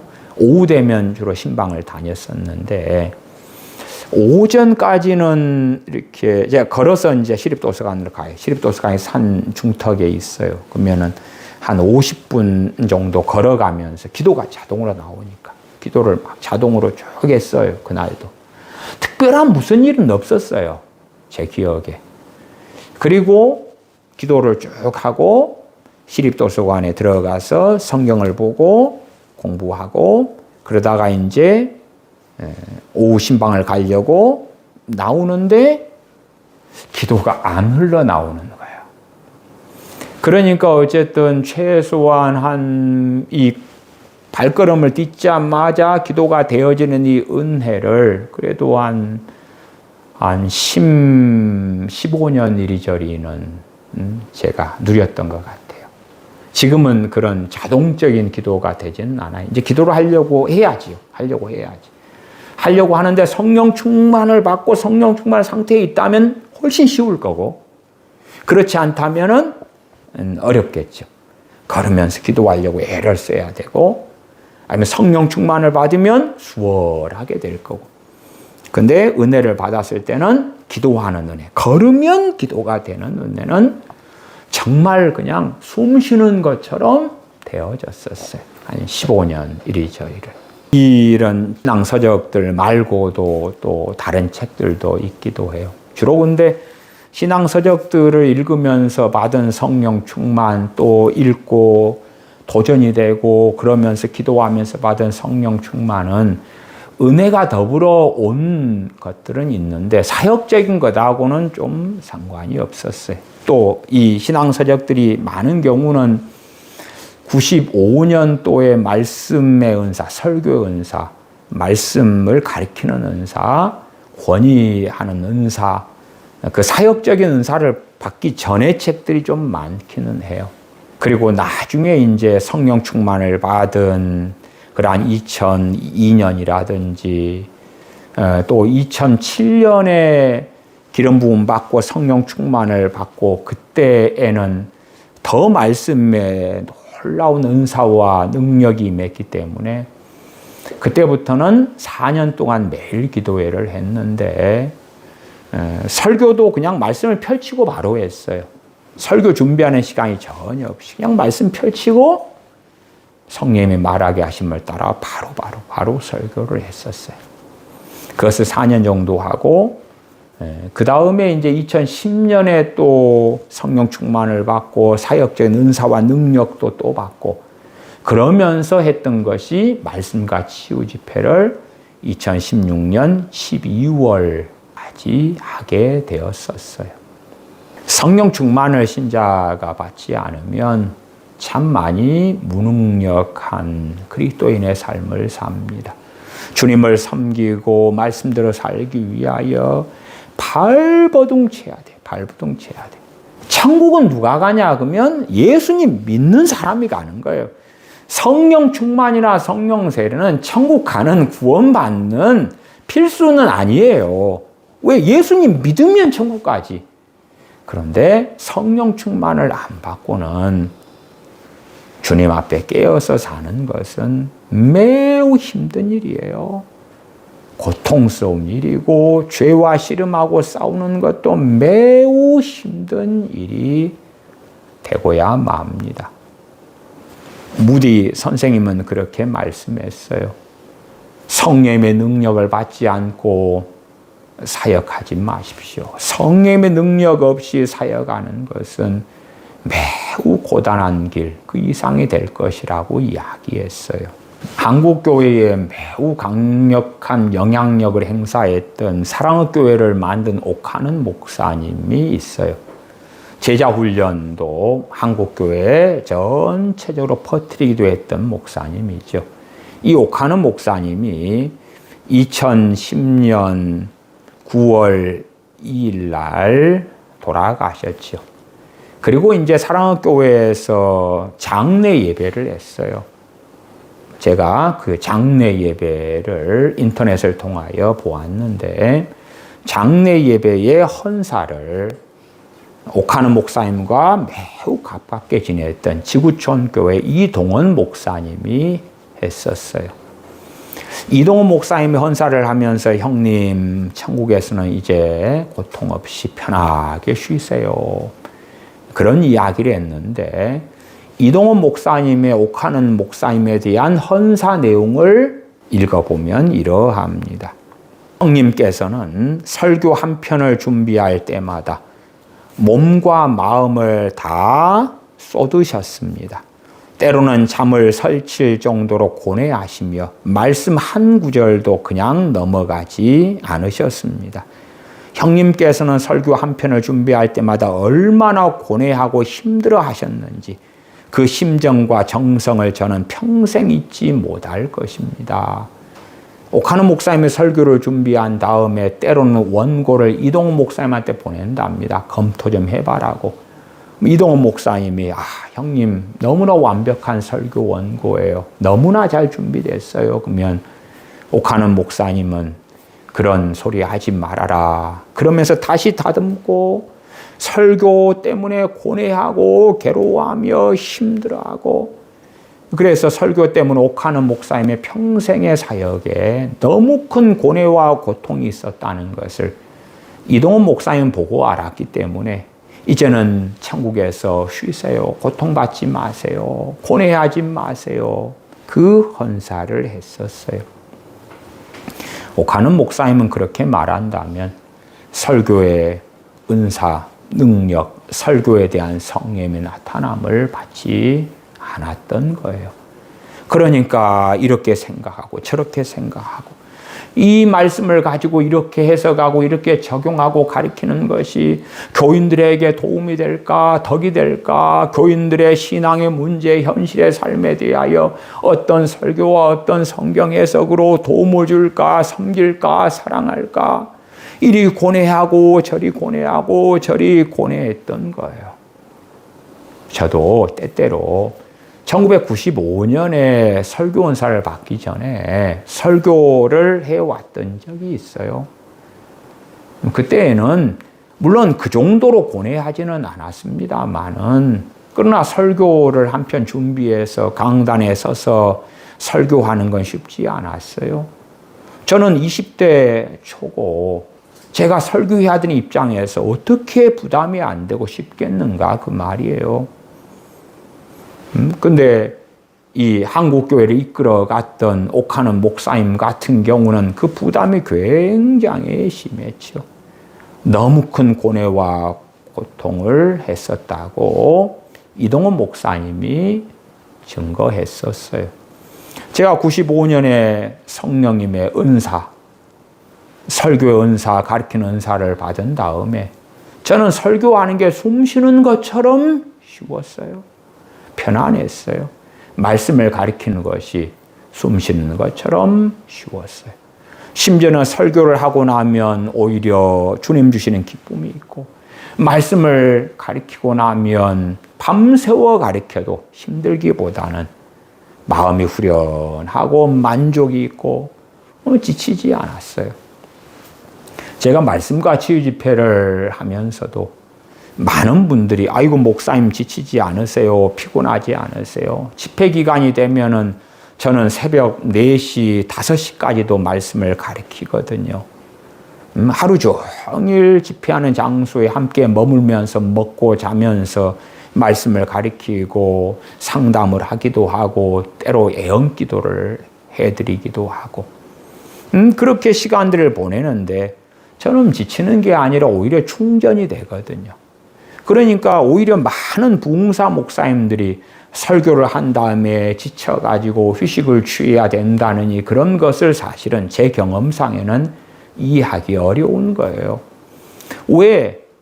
내 것을 가지고 딱딱딱 흙탕물까지 긁어내가지고 내놓는 것이 아니니까 주님 주시는 것에 통로일 뿐이고 그래서 말씀을 가리키고 설교를 하고 많은 것이 제게 지침을 가져오지 않았어요. 힘들지 않았어요. 고통스럽지 않았어요. 과거에 하나님의 종들이 대동소이하게 인정해 왔던 것은 성령님의 능력 없이 사역하는 것은 매우 비참한 일이다 하는 것이었어요. 유명한 한국교회 아무개 목사님은 그렇게도 유머스럽게 이야기하기도 했어요. 당신의 원수가 있다면 첫째 전도하세요. 둘째 그 다음에 목사가 되게 하세요. 그러면 미치고 환장할 것입니다. 그렇게 원수를 갚으세요. 성령님의 능력 없이 목사가 되는 것은 비참한 길을 걸어가는 것이니까 당신의 원수를 전도해서 목사를 하라 그러세요. 그래서 지옥 같은 길을 걸으라고 하세요. 그런 우스갯 소리를 부흥회 때 했던 것을 저는 들었어요. 성령 충만 없이, 성령님의 능력 없이 그의 부르심 가운데 사는 것은 비참한 것이에요. 각 지체됨마다 사명이 있어요. 물론 영적인 어린아이 때는 그 사명이 무엇인지 알지 못합니다. 많은 신자들은 거기에서 끝나고 마는 것을 봐요. 저도 성령 충만을 1번, 2번, 3번, 4번 이리 받을 때는 제 사명에 관련된 은사와 능력이 임하지 않았어요. 임하지 않았어요. 그러다가 하나님의 때에 제 사명에 관련된 은사와 능력을 주셨어요. 각 사람마다 하나님의 부르심은 다릅니다. 지체됨이 다르기 때문에 그러하지요. 어떤 분은 섬기는 걸 정말 힘들어했어요. 그러나 섬겨야 될 상황이 왔어요. 그래서 기꺼이 섬기려고 했을 때에 섬기는 은사가 임했어요. 그러니까 다른 사람들을 섬기는 것이 너무나 수월한 거예요. 너무 쉬운 거예요. 왜? 그가 기꺼이 자신이 힘든 그 섬김을 하려고 선택했을 때에 섬길 수 있는 은사와 능력으로 성령님께서 그 뜻대로 나누어 주었거든요. 제가 93년에 교회 학교의 유치부 아이들을 감당하려고 선택했을 때에, 그리고 감당하려고 아버지 하나님께 간절히 기도했을 때에 제게 아이들을 섬기는 은사와 능력을 부어주셨어요. 제가 그 아이들을 섬기는 은사와 능력은 지금까지도 제게 나타나고 발현됩니다. 아이들을 섬기는 유치부 아이들 같은 아이들부터 시작해서 초등학생, 중학생, 고등학생까지도 섬기는 은사가 발현되니까 당시 유치부 아이들이 밤 예배 때인데도 주일날 저하고 시간을 보내다가 4살, 5살, 6살, 7살 아이들이 엄마 아빠를 따라가지 않아요.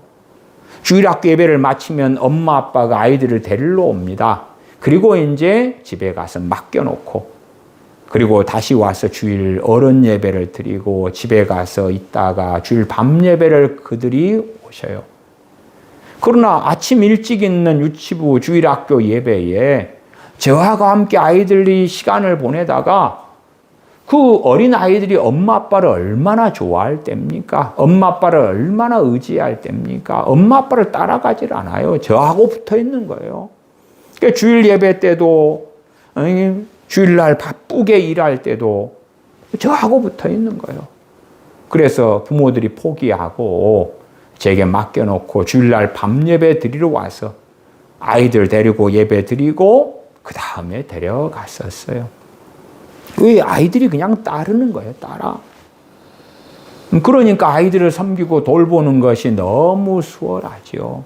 사건, 사고 없이 착하고 말을 잘 듣고 성님 은사와 능력이 나타나니까 그러는 거예요.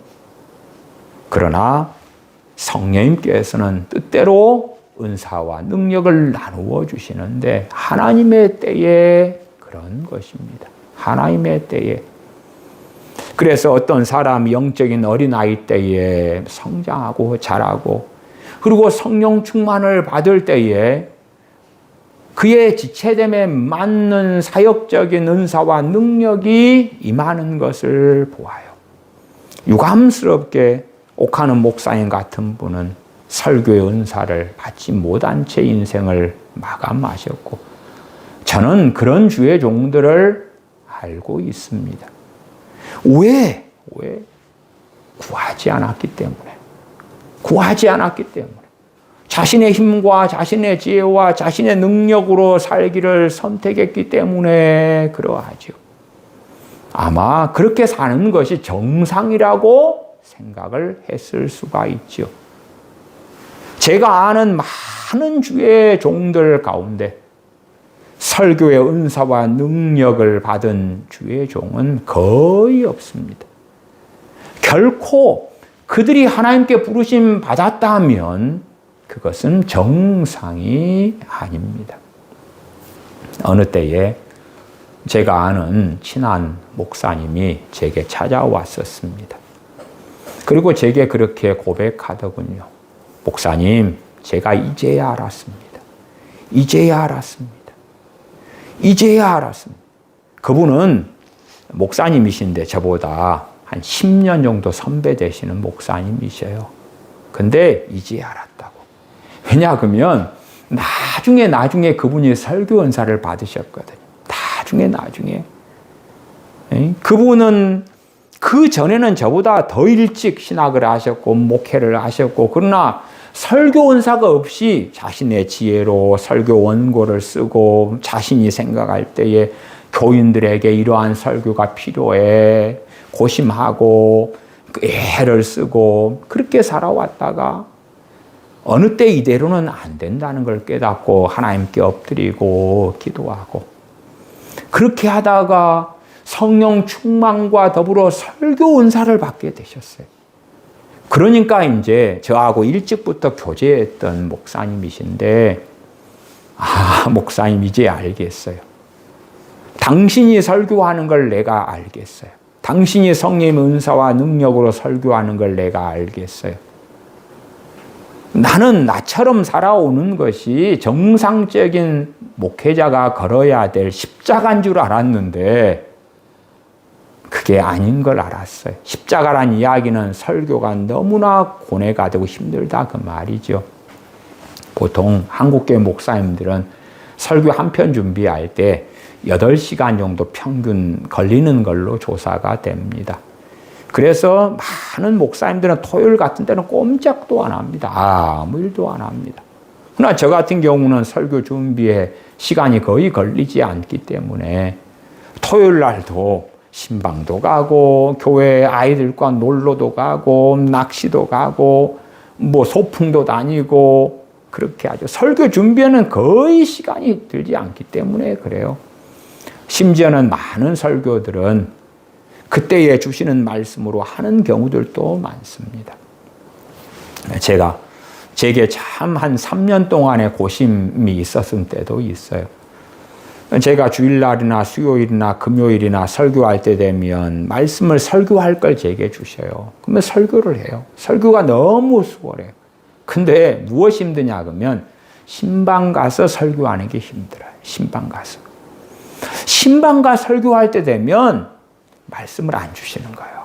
말씀 안 주시는 거예요. 그러니까 인간적으로 분명히 설교 은사를 받은 지가 얼마나 오래됐는데 그래서 설교 은사는 계속 발현되고 주일 설교, 주일 밤 예배 설교, 수요일, 금요일 설교 은사를 통하여 편하게 잘하는데 가정들의 신방을 갈 때는 말씀을 안 주시는 거예요.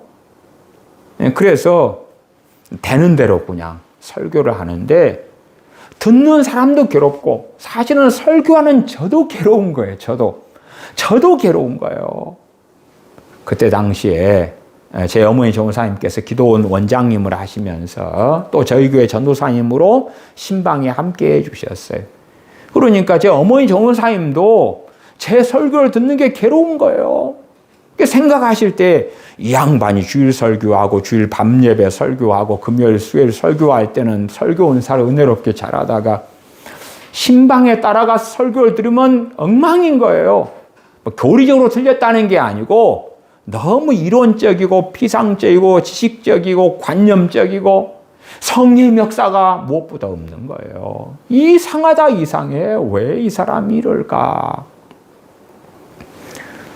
제가 어느 때 그것 때문에 저도 탄식하고 기도하다가 깨달았어요. 하나님께 맡겨야 되는구나. 하나님을 의지해야 되는구나. 내가 신방 때에 설교하는 것을 하나님을 의지하지 않았구나. 신방 때의 설교는 저는 미리미리 하나님께 주신 설교를 하지 못합니다. 그래서 신방을 가면 거기에서 주시는 말씀을 받아요.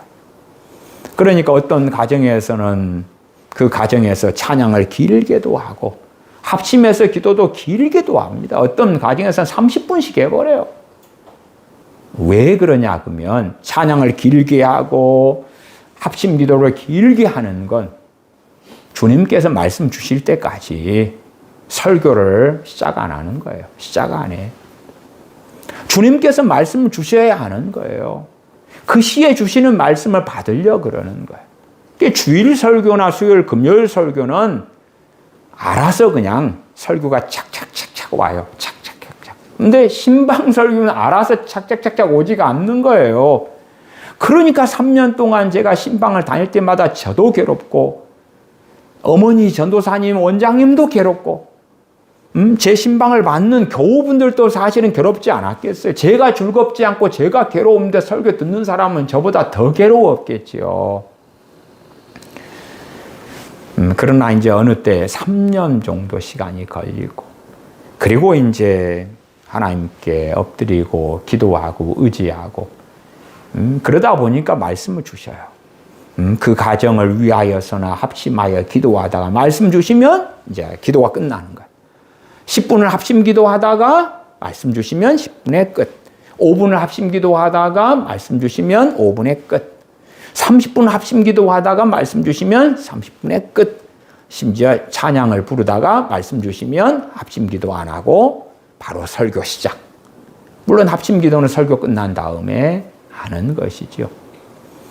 그래서 제가 예배를 인도할 때도 그 이후에는 미리 말씀이 안 오는 케이스들이 생겨나기 시작했어요. 수요일 날 강단에 설 때까지도 말씀 안 주셔요. 그러면 수요일 날도 합심 기도를 언제까지 하냐? 말씀 주실 때까지. 찬양도 말씀 주실 때까지. 일주일에 공적인 예배, 새벽 기도의 설교나 수요일, 금요일, 주일 오전, 당시에 주일 오후로 이제 어느 때부터 바뀌었는데 주일 오후 예배 설교에 말씀 안 주시기 시작해요. 보편적으로 주중에 말씀을 주셔가지고 주시는 말씀이 영감이 있어요. 자연스럽게 설교해요. 대단한 원고를 쓰지도 않고. 근데 어느 때부터는 안 주시는 거예요. 그때에 주시는 설교. 매일 기도회를 4년 할 때는 다 그때에 주시는 설교들이 그때에 주시는 설교. 그러니까 매일 밤 8시에 기도회를 하고 말씀을 증거할 때는 그냥 성경을 펼치고 그때 주시는 말씀을 하는 거예요. 4년을만 그렇게 하기도 했었어요. 누구든지 간에 사명이 있어요. 팔이든 손이든 발이든 눈이든 코든 입이든. 그러나 처음 성령 충만을 받을 때에 드물게는 그 사명적인 성령의 나타남 은사를 받는 사람들도 있습니다만은 대부분은 그렇지 않아요. 대부분은. 주님 앞에 살아가다가 성령 충만을 받고 또 죄와 씨름하고 싸우고 까먹다가 다시 성령 충만을 받고 그러다가 어느 때에 그의 부르심 지체됨과 관련된 사명과 관련된 성령님의 은사와 능력을 받는 일들을 많이 보았어요. 물론 어떤 그리스도인들이 중생한 다음에 신앙생활을 쭉 해나가다가 중생하니까 성령님께 내주하시고 신앙생활을 경건생활을 해나가면 성령님께서 역사하시죠. 역사하셔요. 죄에 대하여 의에 대하여 심판에 대해 알리시고 진리 가운데 인도하신 성령님의 사역이 있어요. 있어. 거듭났으니까. 성령님께서 내주하시니까. 그리고 성화되어져 가죠. 영적으로 성장해 가요. 그런 사람들이 이제 뒤늦게 어느 정도 이상의 신앙 성장을 한 이들이 늦게 성령 충만을 받으면 그런 경우에는 사역적인 성령의 나타남과 은사가 함께 임하는 경우들이 있는 것을 보기도 해요. 이미 그 사람은 중생한 상태 가운데서 성령 충만은 받지 않았지만 그러나 주님 안에서 자라갔었기 때문에 그렇게 되기도 하더라. 고린도전서 12장에는 성령의 나타남에 대하여 또한 성령의 은사들에 대하여 부르심에 대하여서도 나와 있어요. 정말 우리 주 예수를 믿는 사람들이 성령의 능력을 덧입는 것은 무엇을 먹을까, 무엇을 마실까, 무엇을 입을까에 대한 것이 결코 아니에요.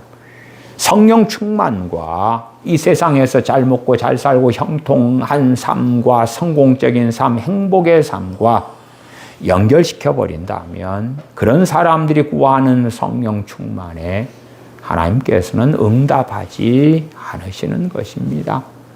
신사도 같은 자들이 구하는 성령 충만, 성령님의 기름 부으심, 성령님의 능력, 그런 것들처럼 또한 많은 부흥사들이 기복주의와 섞어버린 성령 충만을 구하는 것. 성령 충만 받으면 세상에서도 능력 있는 사람, 탁월한 사람으로 살 것 같은 망상들이 있는데 전혀 세상에서 탁월한 사람으로, 능력 있는 사람으로 사는 것과 성령님의 나타남과는 상관이 없습니다. 상관이 없어요. 하나님의 나라와 하나님의 의를 위한 성령의 나타남, 하나님의 나라와 하나님의 의를 위한 성령 충만, 성령님의 은사들인 거예요. 주님의 증인되기 위한, 빛과 소금으로 살기 위한 성령님의 은사와 능력인 것입니다. 때때로 어떤 주의 종들이 그들의 부르심이 선교고 복음 전파고 그들의 사명이 전도이기 때문에 그들이 성령 충만을 받으면서 전도의 뜨거움을 가져서 내 증인 되리라 하는 사도행전 1장 8절 말씀, 예루살렘과 온 유대와 사마리아와 땅끝까지 이르러 내 증인 되리라. 오직 성령님이 너에게 임하시면 권능을 받는데 이 권능은 증인되게 하는 권능이다는 것을 자신의 경험과 체험을 가지고 이건 전도입니다. 그렇게 해석해 왔던 많은 유명한 주의 종들이 있습니다. 그러나 그것은 잘못된 해석입니다. 주님 증인되는 것은 지체됨의 이야기입니다. 무슨 말이냐 그러면 부르심이 다 다르다 그 말이에요. 달라요. 누구는 돕는 것으로 증인된 삶을 살고, 누구는 섬기는 것으로, 누구는 다스리는 것으로, 누구는 가르치는 것으로, 누구는 복음 전하는 것으로, 누구는 애언하는 것으로, 누구는 권위하는 것으로, 각자의 부르심에 따라서 증인된 삶을 사는 것이지, 내 증인이 되리라 그러니까 다 전도입니다. 그것은 아닙니다. 저도 1987년에 성령 충만을 받을 때에 전도하기 시작했습니다. 전도에 담대함이 임하여 부지런히 전도하게 되었습니다. 그러나 두 번째, 세 번째, 네 번째 성령 충만을 받을 때는 구체적으로 복음 전도를 하는 전도의 부르심하고 제 부르심이 틀리기 때문에 두 번째 성령 충만을 받았을 때부터는 전도하도록 성령님께서 저를 이끌어 가지 않으셨습니다. 그래서 제가 심지어 성령 충만한 때라도 어느 교회에서 신앙생활 할 때에 그 교회의 총동원 전도주일, 가을 총동원 전도주의 이럴 때는 매우 큰 고통이 존재하기도 했습니다. 왜냐하면 나를 모르는 친하지도 않는 사람들을 강제로 시간 내어서 전도하고 강제로 끌고 나오다시피 해라는 목회자의 요청에 화답할 수 없었기 때문에 그래요. 그래서 저는 오랜 시간 동안 고심했습니다. 전도해야 되는데 왜 전도가 이리 힘들지? 맨 처음 성령 충만 받았을 때는 전도가 수월했는데 그 다음에 성령 충만 받을 때는 나를 전도 현장으로 성령께 이끌지를 않으시네. 저는 89년도부터는 때마다 캠퍼스를 다니면서 자주 전도했고, 방학 때가 되면 4박 5일씩 이렇게 시골을 다니면서 가가호 방문하면서도 부지런히 전도했던 사람입니다. 그러나 제게는 전도의 부르심이 없었기 때문에 때로는 전도를 통하여 주님을 믿게 된 사람들이 있어 왔습니다만은, 그러나 전도하는 것이 쉽지도 않았고, 전도할 때 제 입술을 성령님께서 주관하셔가지고 복음을 증거하도록 역사하시지도 않으셨습니다. 그냥 제가 믿음으로, 제가 말씀을 이해하는 한에서 복음을 전했던 것이에요. 성령의 은사와 능력 가운데 복음을 증거한 것이 아니기 때문에 복음을 전하는 것이 쉽지 않았어요. 어느 때 초교파로 전도하는 단체에 제 어머니께서 소속되셔가지고 제가 시간을 내어서 고향에 갈 때 되면 어머니께서 전도 단의 팀원으로서 함께 전도하실 때 되면 어느 때에 전도단 단장님 되시는 분이 제게 메가폰을 매라고 얘기하실 때도 있었어요. 그러면 제가 이제 메가폰을 들어요. 메가폰을. 다른 함께 다니는 분들은 전도지를 나누어 주고, 그러면 A라는 시장에 가서 메가폰을 들고 복음을 제가 외쳐요. 주변 분들은 전도지를 나눠주고 예수님 믿으십시다. 그리고 근데 메가폰을 잡고 전도할 때 되면 너무 고통스러운 거예요. 뭔 말을 해야 될지 모르는 거예요. 그냥 회개하라 천국이 가까웠느니라 그 말만 하면 쉽죠. 근데 메가폰을 잡고 30분씩 떠들어야 되는데 성령님 역사를 안 하시는 거예요. 역사를 안 하셔. 그러니까 땀이 뚝뚝뚝 흐르고 그냥 형이상학적으로 이론적으로 관념적으로 이야기하는 거예요. 예수님이 여러분을 위해서 죽으셨습니다. 예수님 믿으십시다. 또 그러고 나면 뚝 말이 끊어지는 거예요. 뭔 말을 또 해야 되지? 뭔 말을 해야 되지? 내가 한국 대학생 선교에서 배운 사형리식으로 전도한다면 하나님은 여러분을 사랑하십니다. 여러분을 위한 위대한 계획을 가지고 계신단 말입니다. 그 다음 뚝 끊어져 또. 한 번 죽는 것은 정하신 일이요 그 후에는 심판이 있습니다. 그럼 뚝 끊어지고. 얼마나 답답하고 힘들고 힘겨운지. 왜? 제게 맞는 옷이 아니기 때문에. 증인된 삶이라는 것이 전도가 포함되지만, 그러나 그 전도는 각 지체됨대로 교회 전체가 나아가야 될 바이고, 빛과 소금의 삶을 각자의 부르심 가운데 살아가는 거지요. 그 기름 부음, 그 능력, 위로부터 능력을 덧입는 것, 그것이 성령 충만을 받을 때에 나타나더라. 그러나 초신자 때나 혹은 그러다가 어느 때 성령 충만을 받는다 해서 그렇지 않은 일들은 참 많더라. 그래서 어떨 때는 사람들이 교만해지고 착각하기도 하더라고요. 성령 충만을 한번 받고 다 까먹어버린 다음에 나도 왕년에 그런 걸 겪어보았어. 체험해보았어. 그러나 아무것도 없거든. 아무것도 없고. 기껏해야 방언 은사 하나 받은 걸로 땡이고 끝인 거예요. 성령이 나타남이 없는 거예요. 그의 사역적인 지체됨의 부르심 가운데 성령님의 나타남이 없는 거예요. 그러니까 오히려 자신이 한번 받은 다음에 금방 잃어버린 성령 충만의 경험을 마음대로 해석해가지고 그건 나 한때 경험하는 거야. 지속적으로 성령 충만을 받으라 하는 에베소 5장 18절 오직 성령 충만을 받으라 하는 말씀에 대하여 덮어버리고 왜곡해버리고 단 한 번의 체험으로 끝내버리는 어리석은 사람들이 정말 많은 것입니다. 우리는 계속하여 성령 충만을 받아야 합니다. 사도행전 2장에 120문도가 성령 충만을 받은 다음에 사도행전 4장에 또 성령 충만을 받은 것처럼 헬라어의 현재적인 용법은 계속적 용법이다. 그래서 오직 성령 충만을 받으라. 그것은 성령 충만한 신자들에게 계속하여 또 받고 또 받으라는 말씀인 거예요. 당시 에베소 교회는 성령 충만한 교회였습니다. 성령 충만을 받으라는 거예요. 백이라는 성령 충만을 받았는데 죄하고 싸우다 보면 죄 짓고 어리석어지고 그러면 어떻게 백의 상태로 그대로 있겠습니까? 그렇지 않지요. 다시 받는 거예요. 다시 받아. 육체의 정욕과 싸우고 자빠지고 그러다 보면 100을 받았다가 30이 되고 50이 되고 다시 받는 거예요. 또 싸우는 거예요. 또 싸워.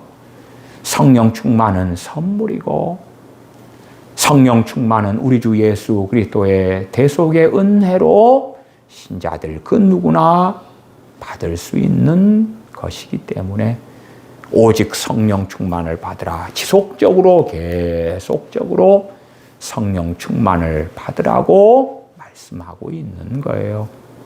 성령 충만을 받지 않는 신자들은 연약한 삶을 살 수밖에 없다는 것은 지난 시간에 많이 말씀을 드렸습니다. 기도하겠습니다. 아버지 하나님, 성령님의 나타남을 주심은 유익하게 하려 하심이라 말씀하셨음에도 불구하고 저희가 성령 충만을 진실로 하나님의 나라와 하나님의 의를 추구하는 간절히 원하는 갈망하는 삶 가운데 구하지 않았기 때문에 성령 충만을 받지 못하고 성령 충만하지 아니한 삶 가운데 우리 주님을 믿는다고 하지만 세상 사람과 똑같이 고뇌하고 탄식하며 근심하며 염려하며 낙심하며 좌절하며 힘겨워하는 삶들을 살아왔습니다. 이러한 어리석음에서 벗어나서 하나님의 나라와 의를 간절히 사모하고 갈망하고 원하면서 그러기 위해서는 성령 충만을 받아야 하기 때문에 간절히 하나님께 나아갈 때에 은혜의 선물로 주시는 성령님, 또한 성령 충만을 저희가 받고 성령님의 나타남이 있어서 전능하신 아버지 하나님을 영화롭게 하는 저희가 되게 하여 주시옵소서. 우리 주 예수님의 이름으로 기도하옵나이다. 아멘.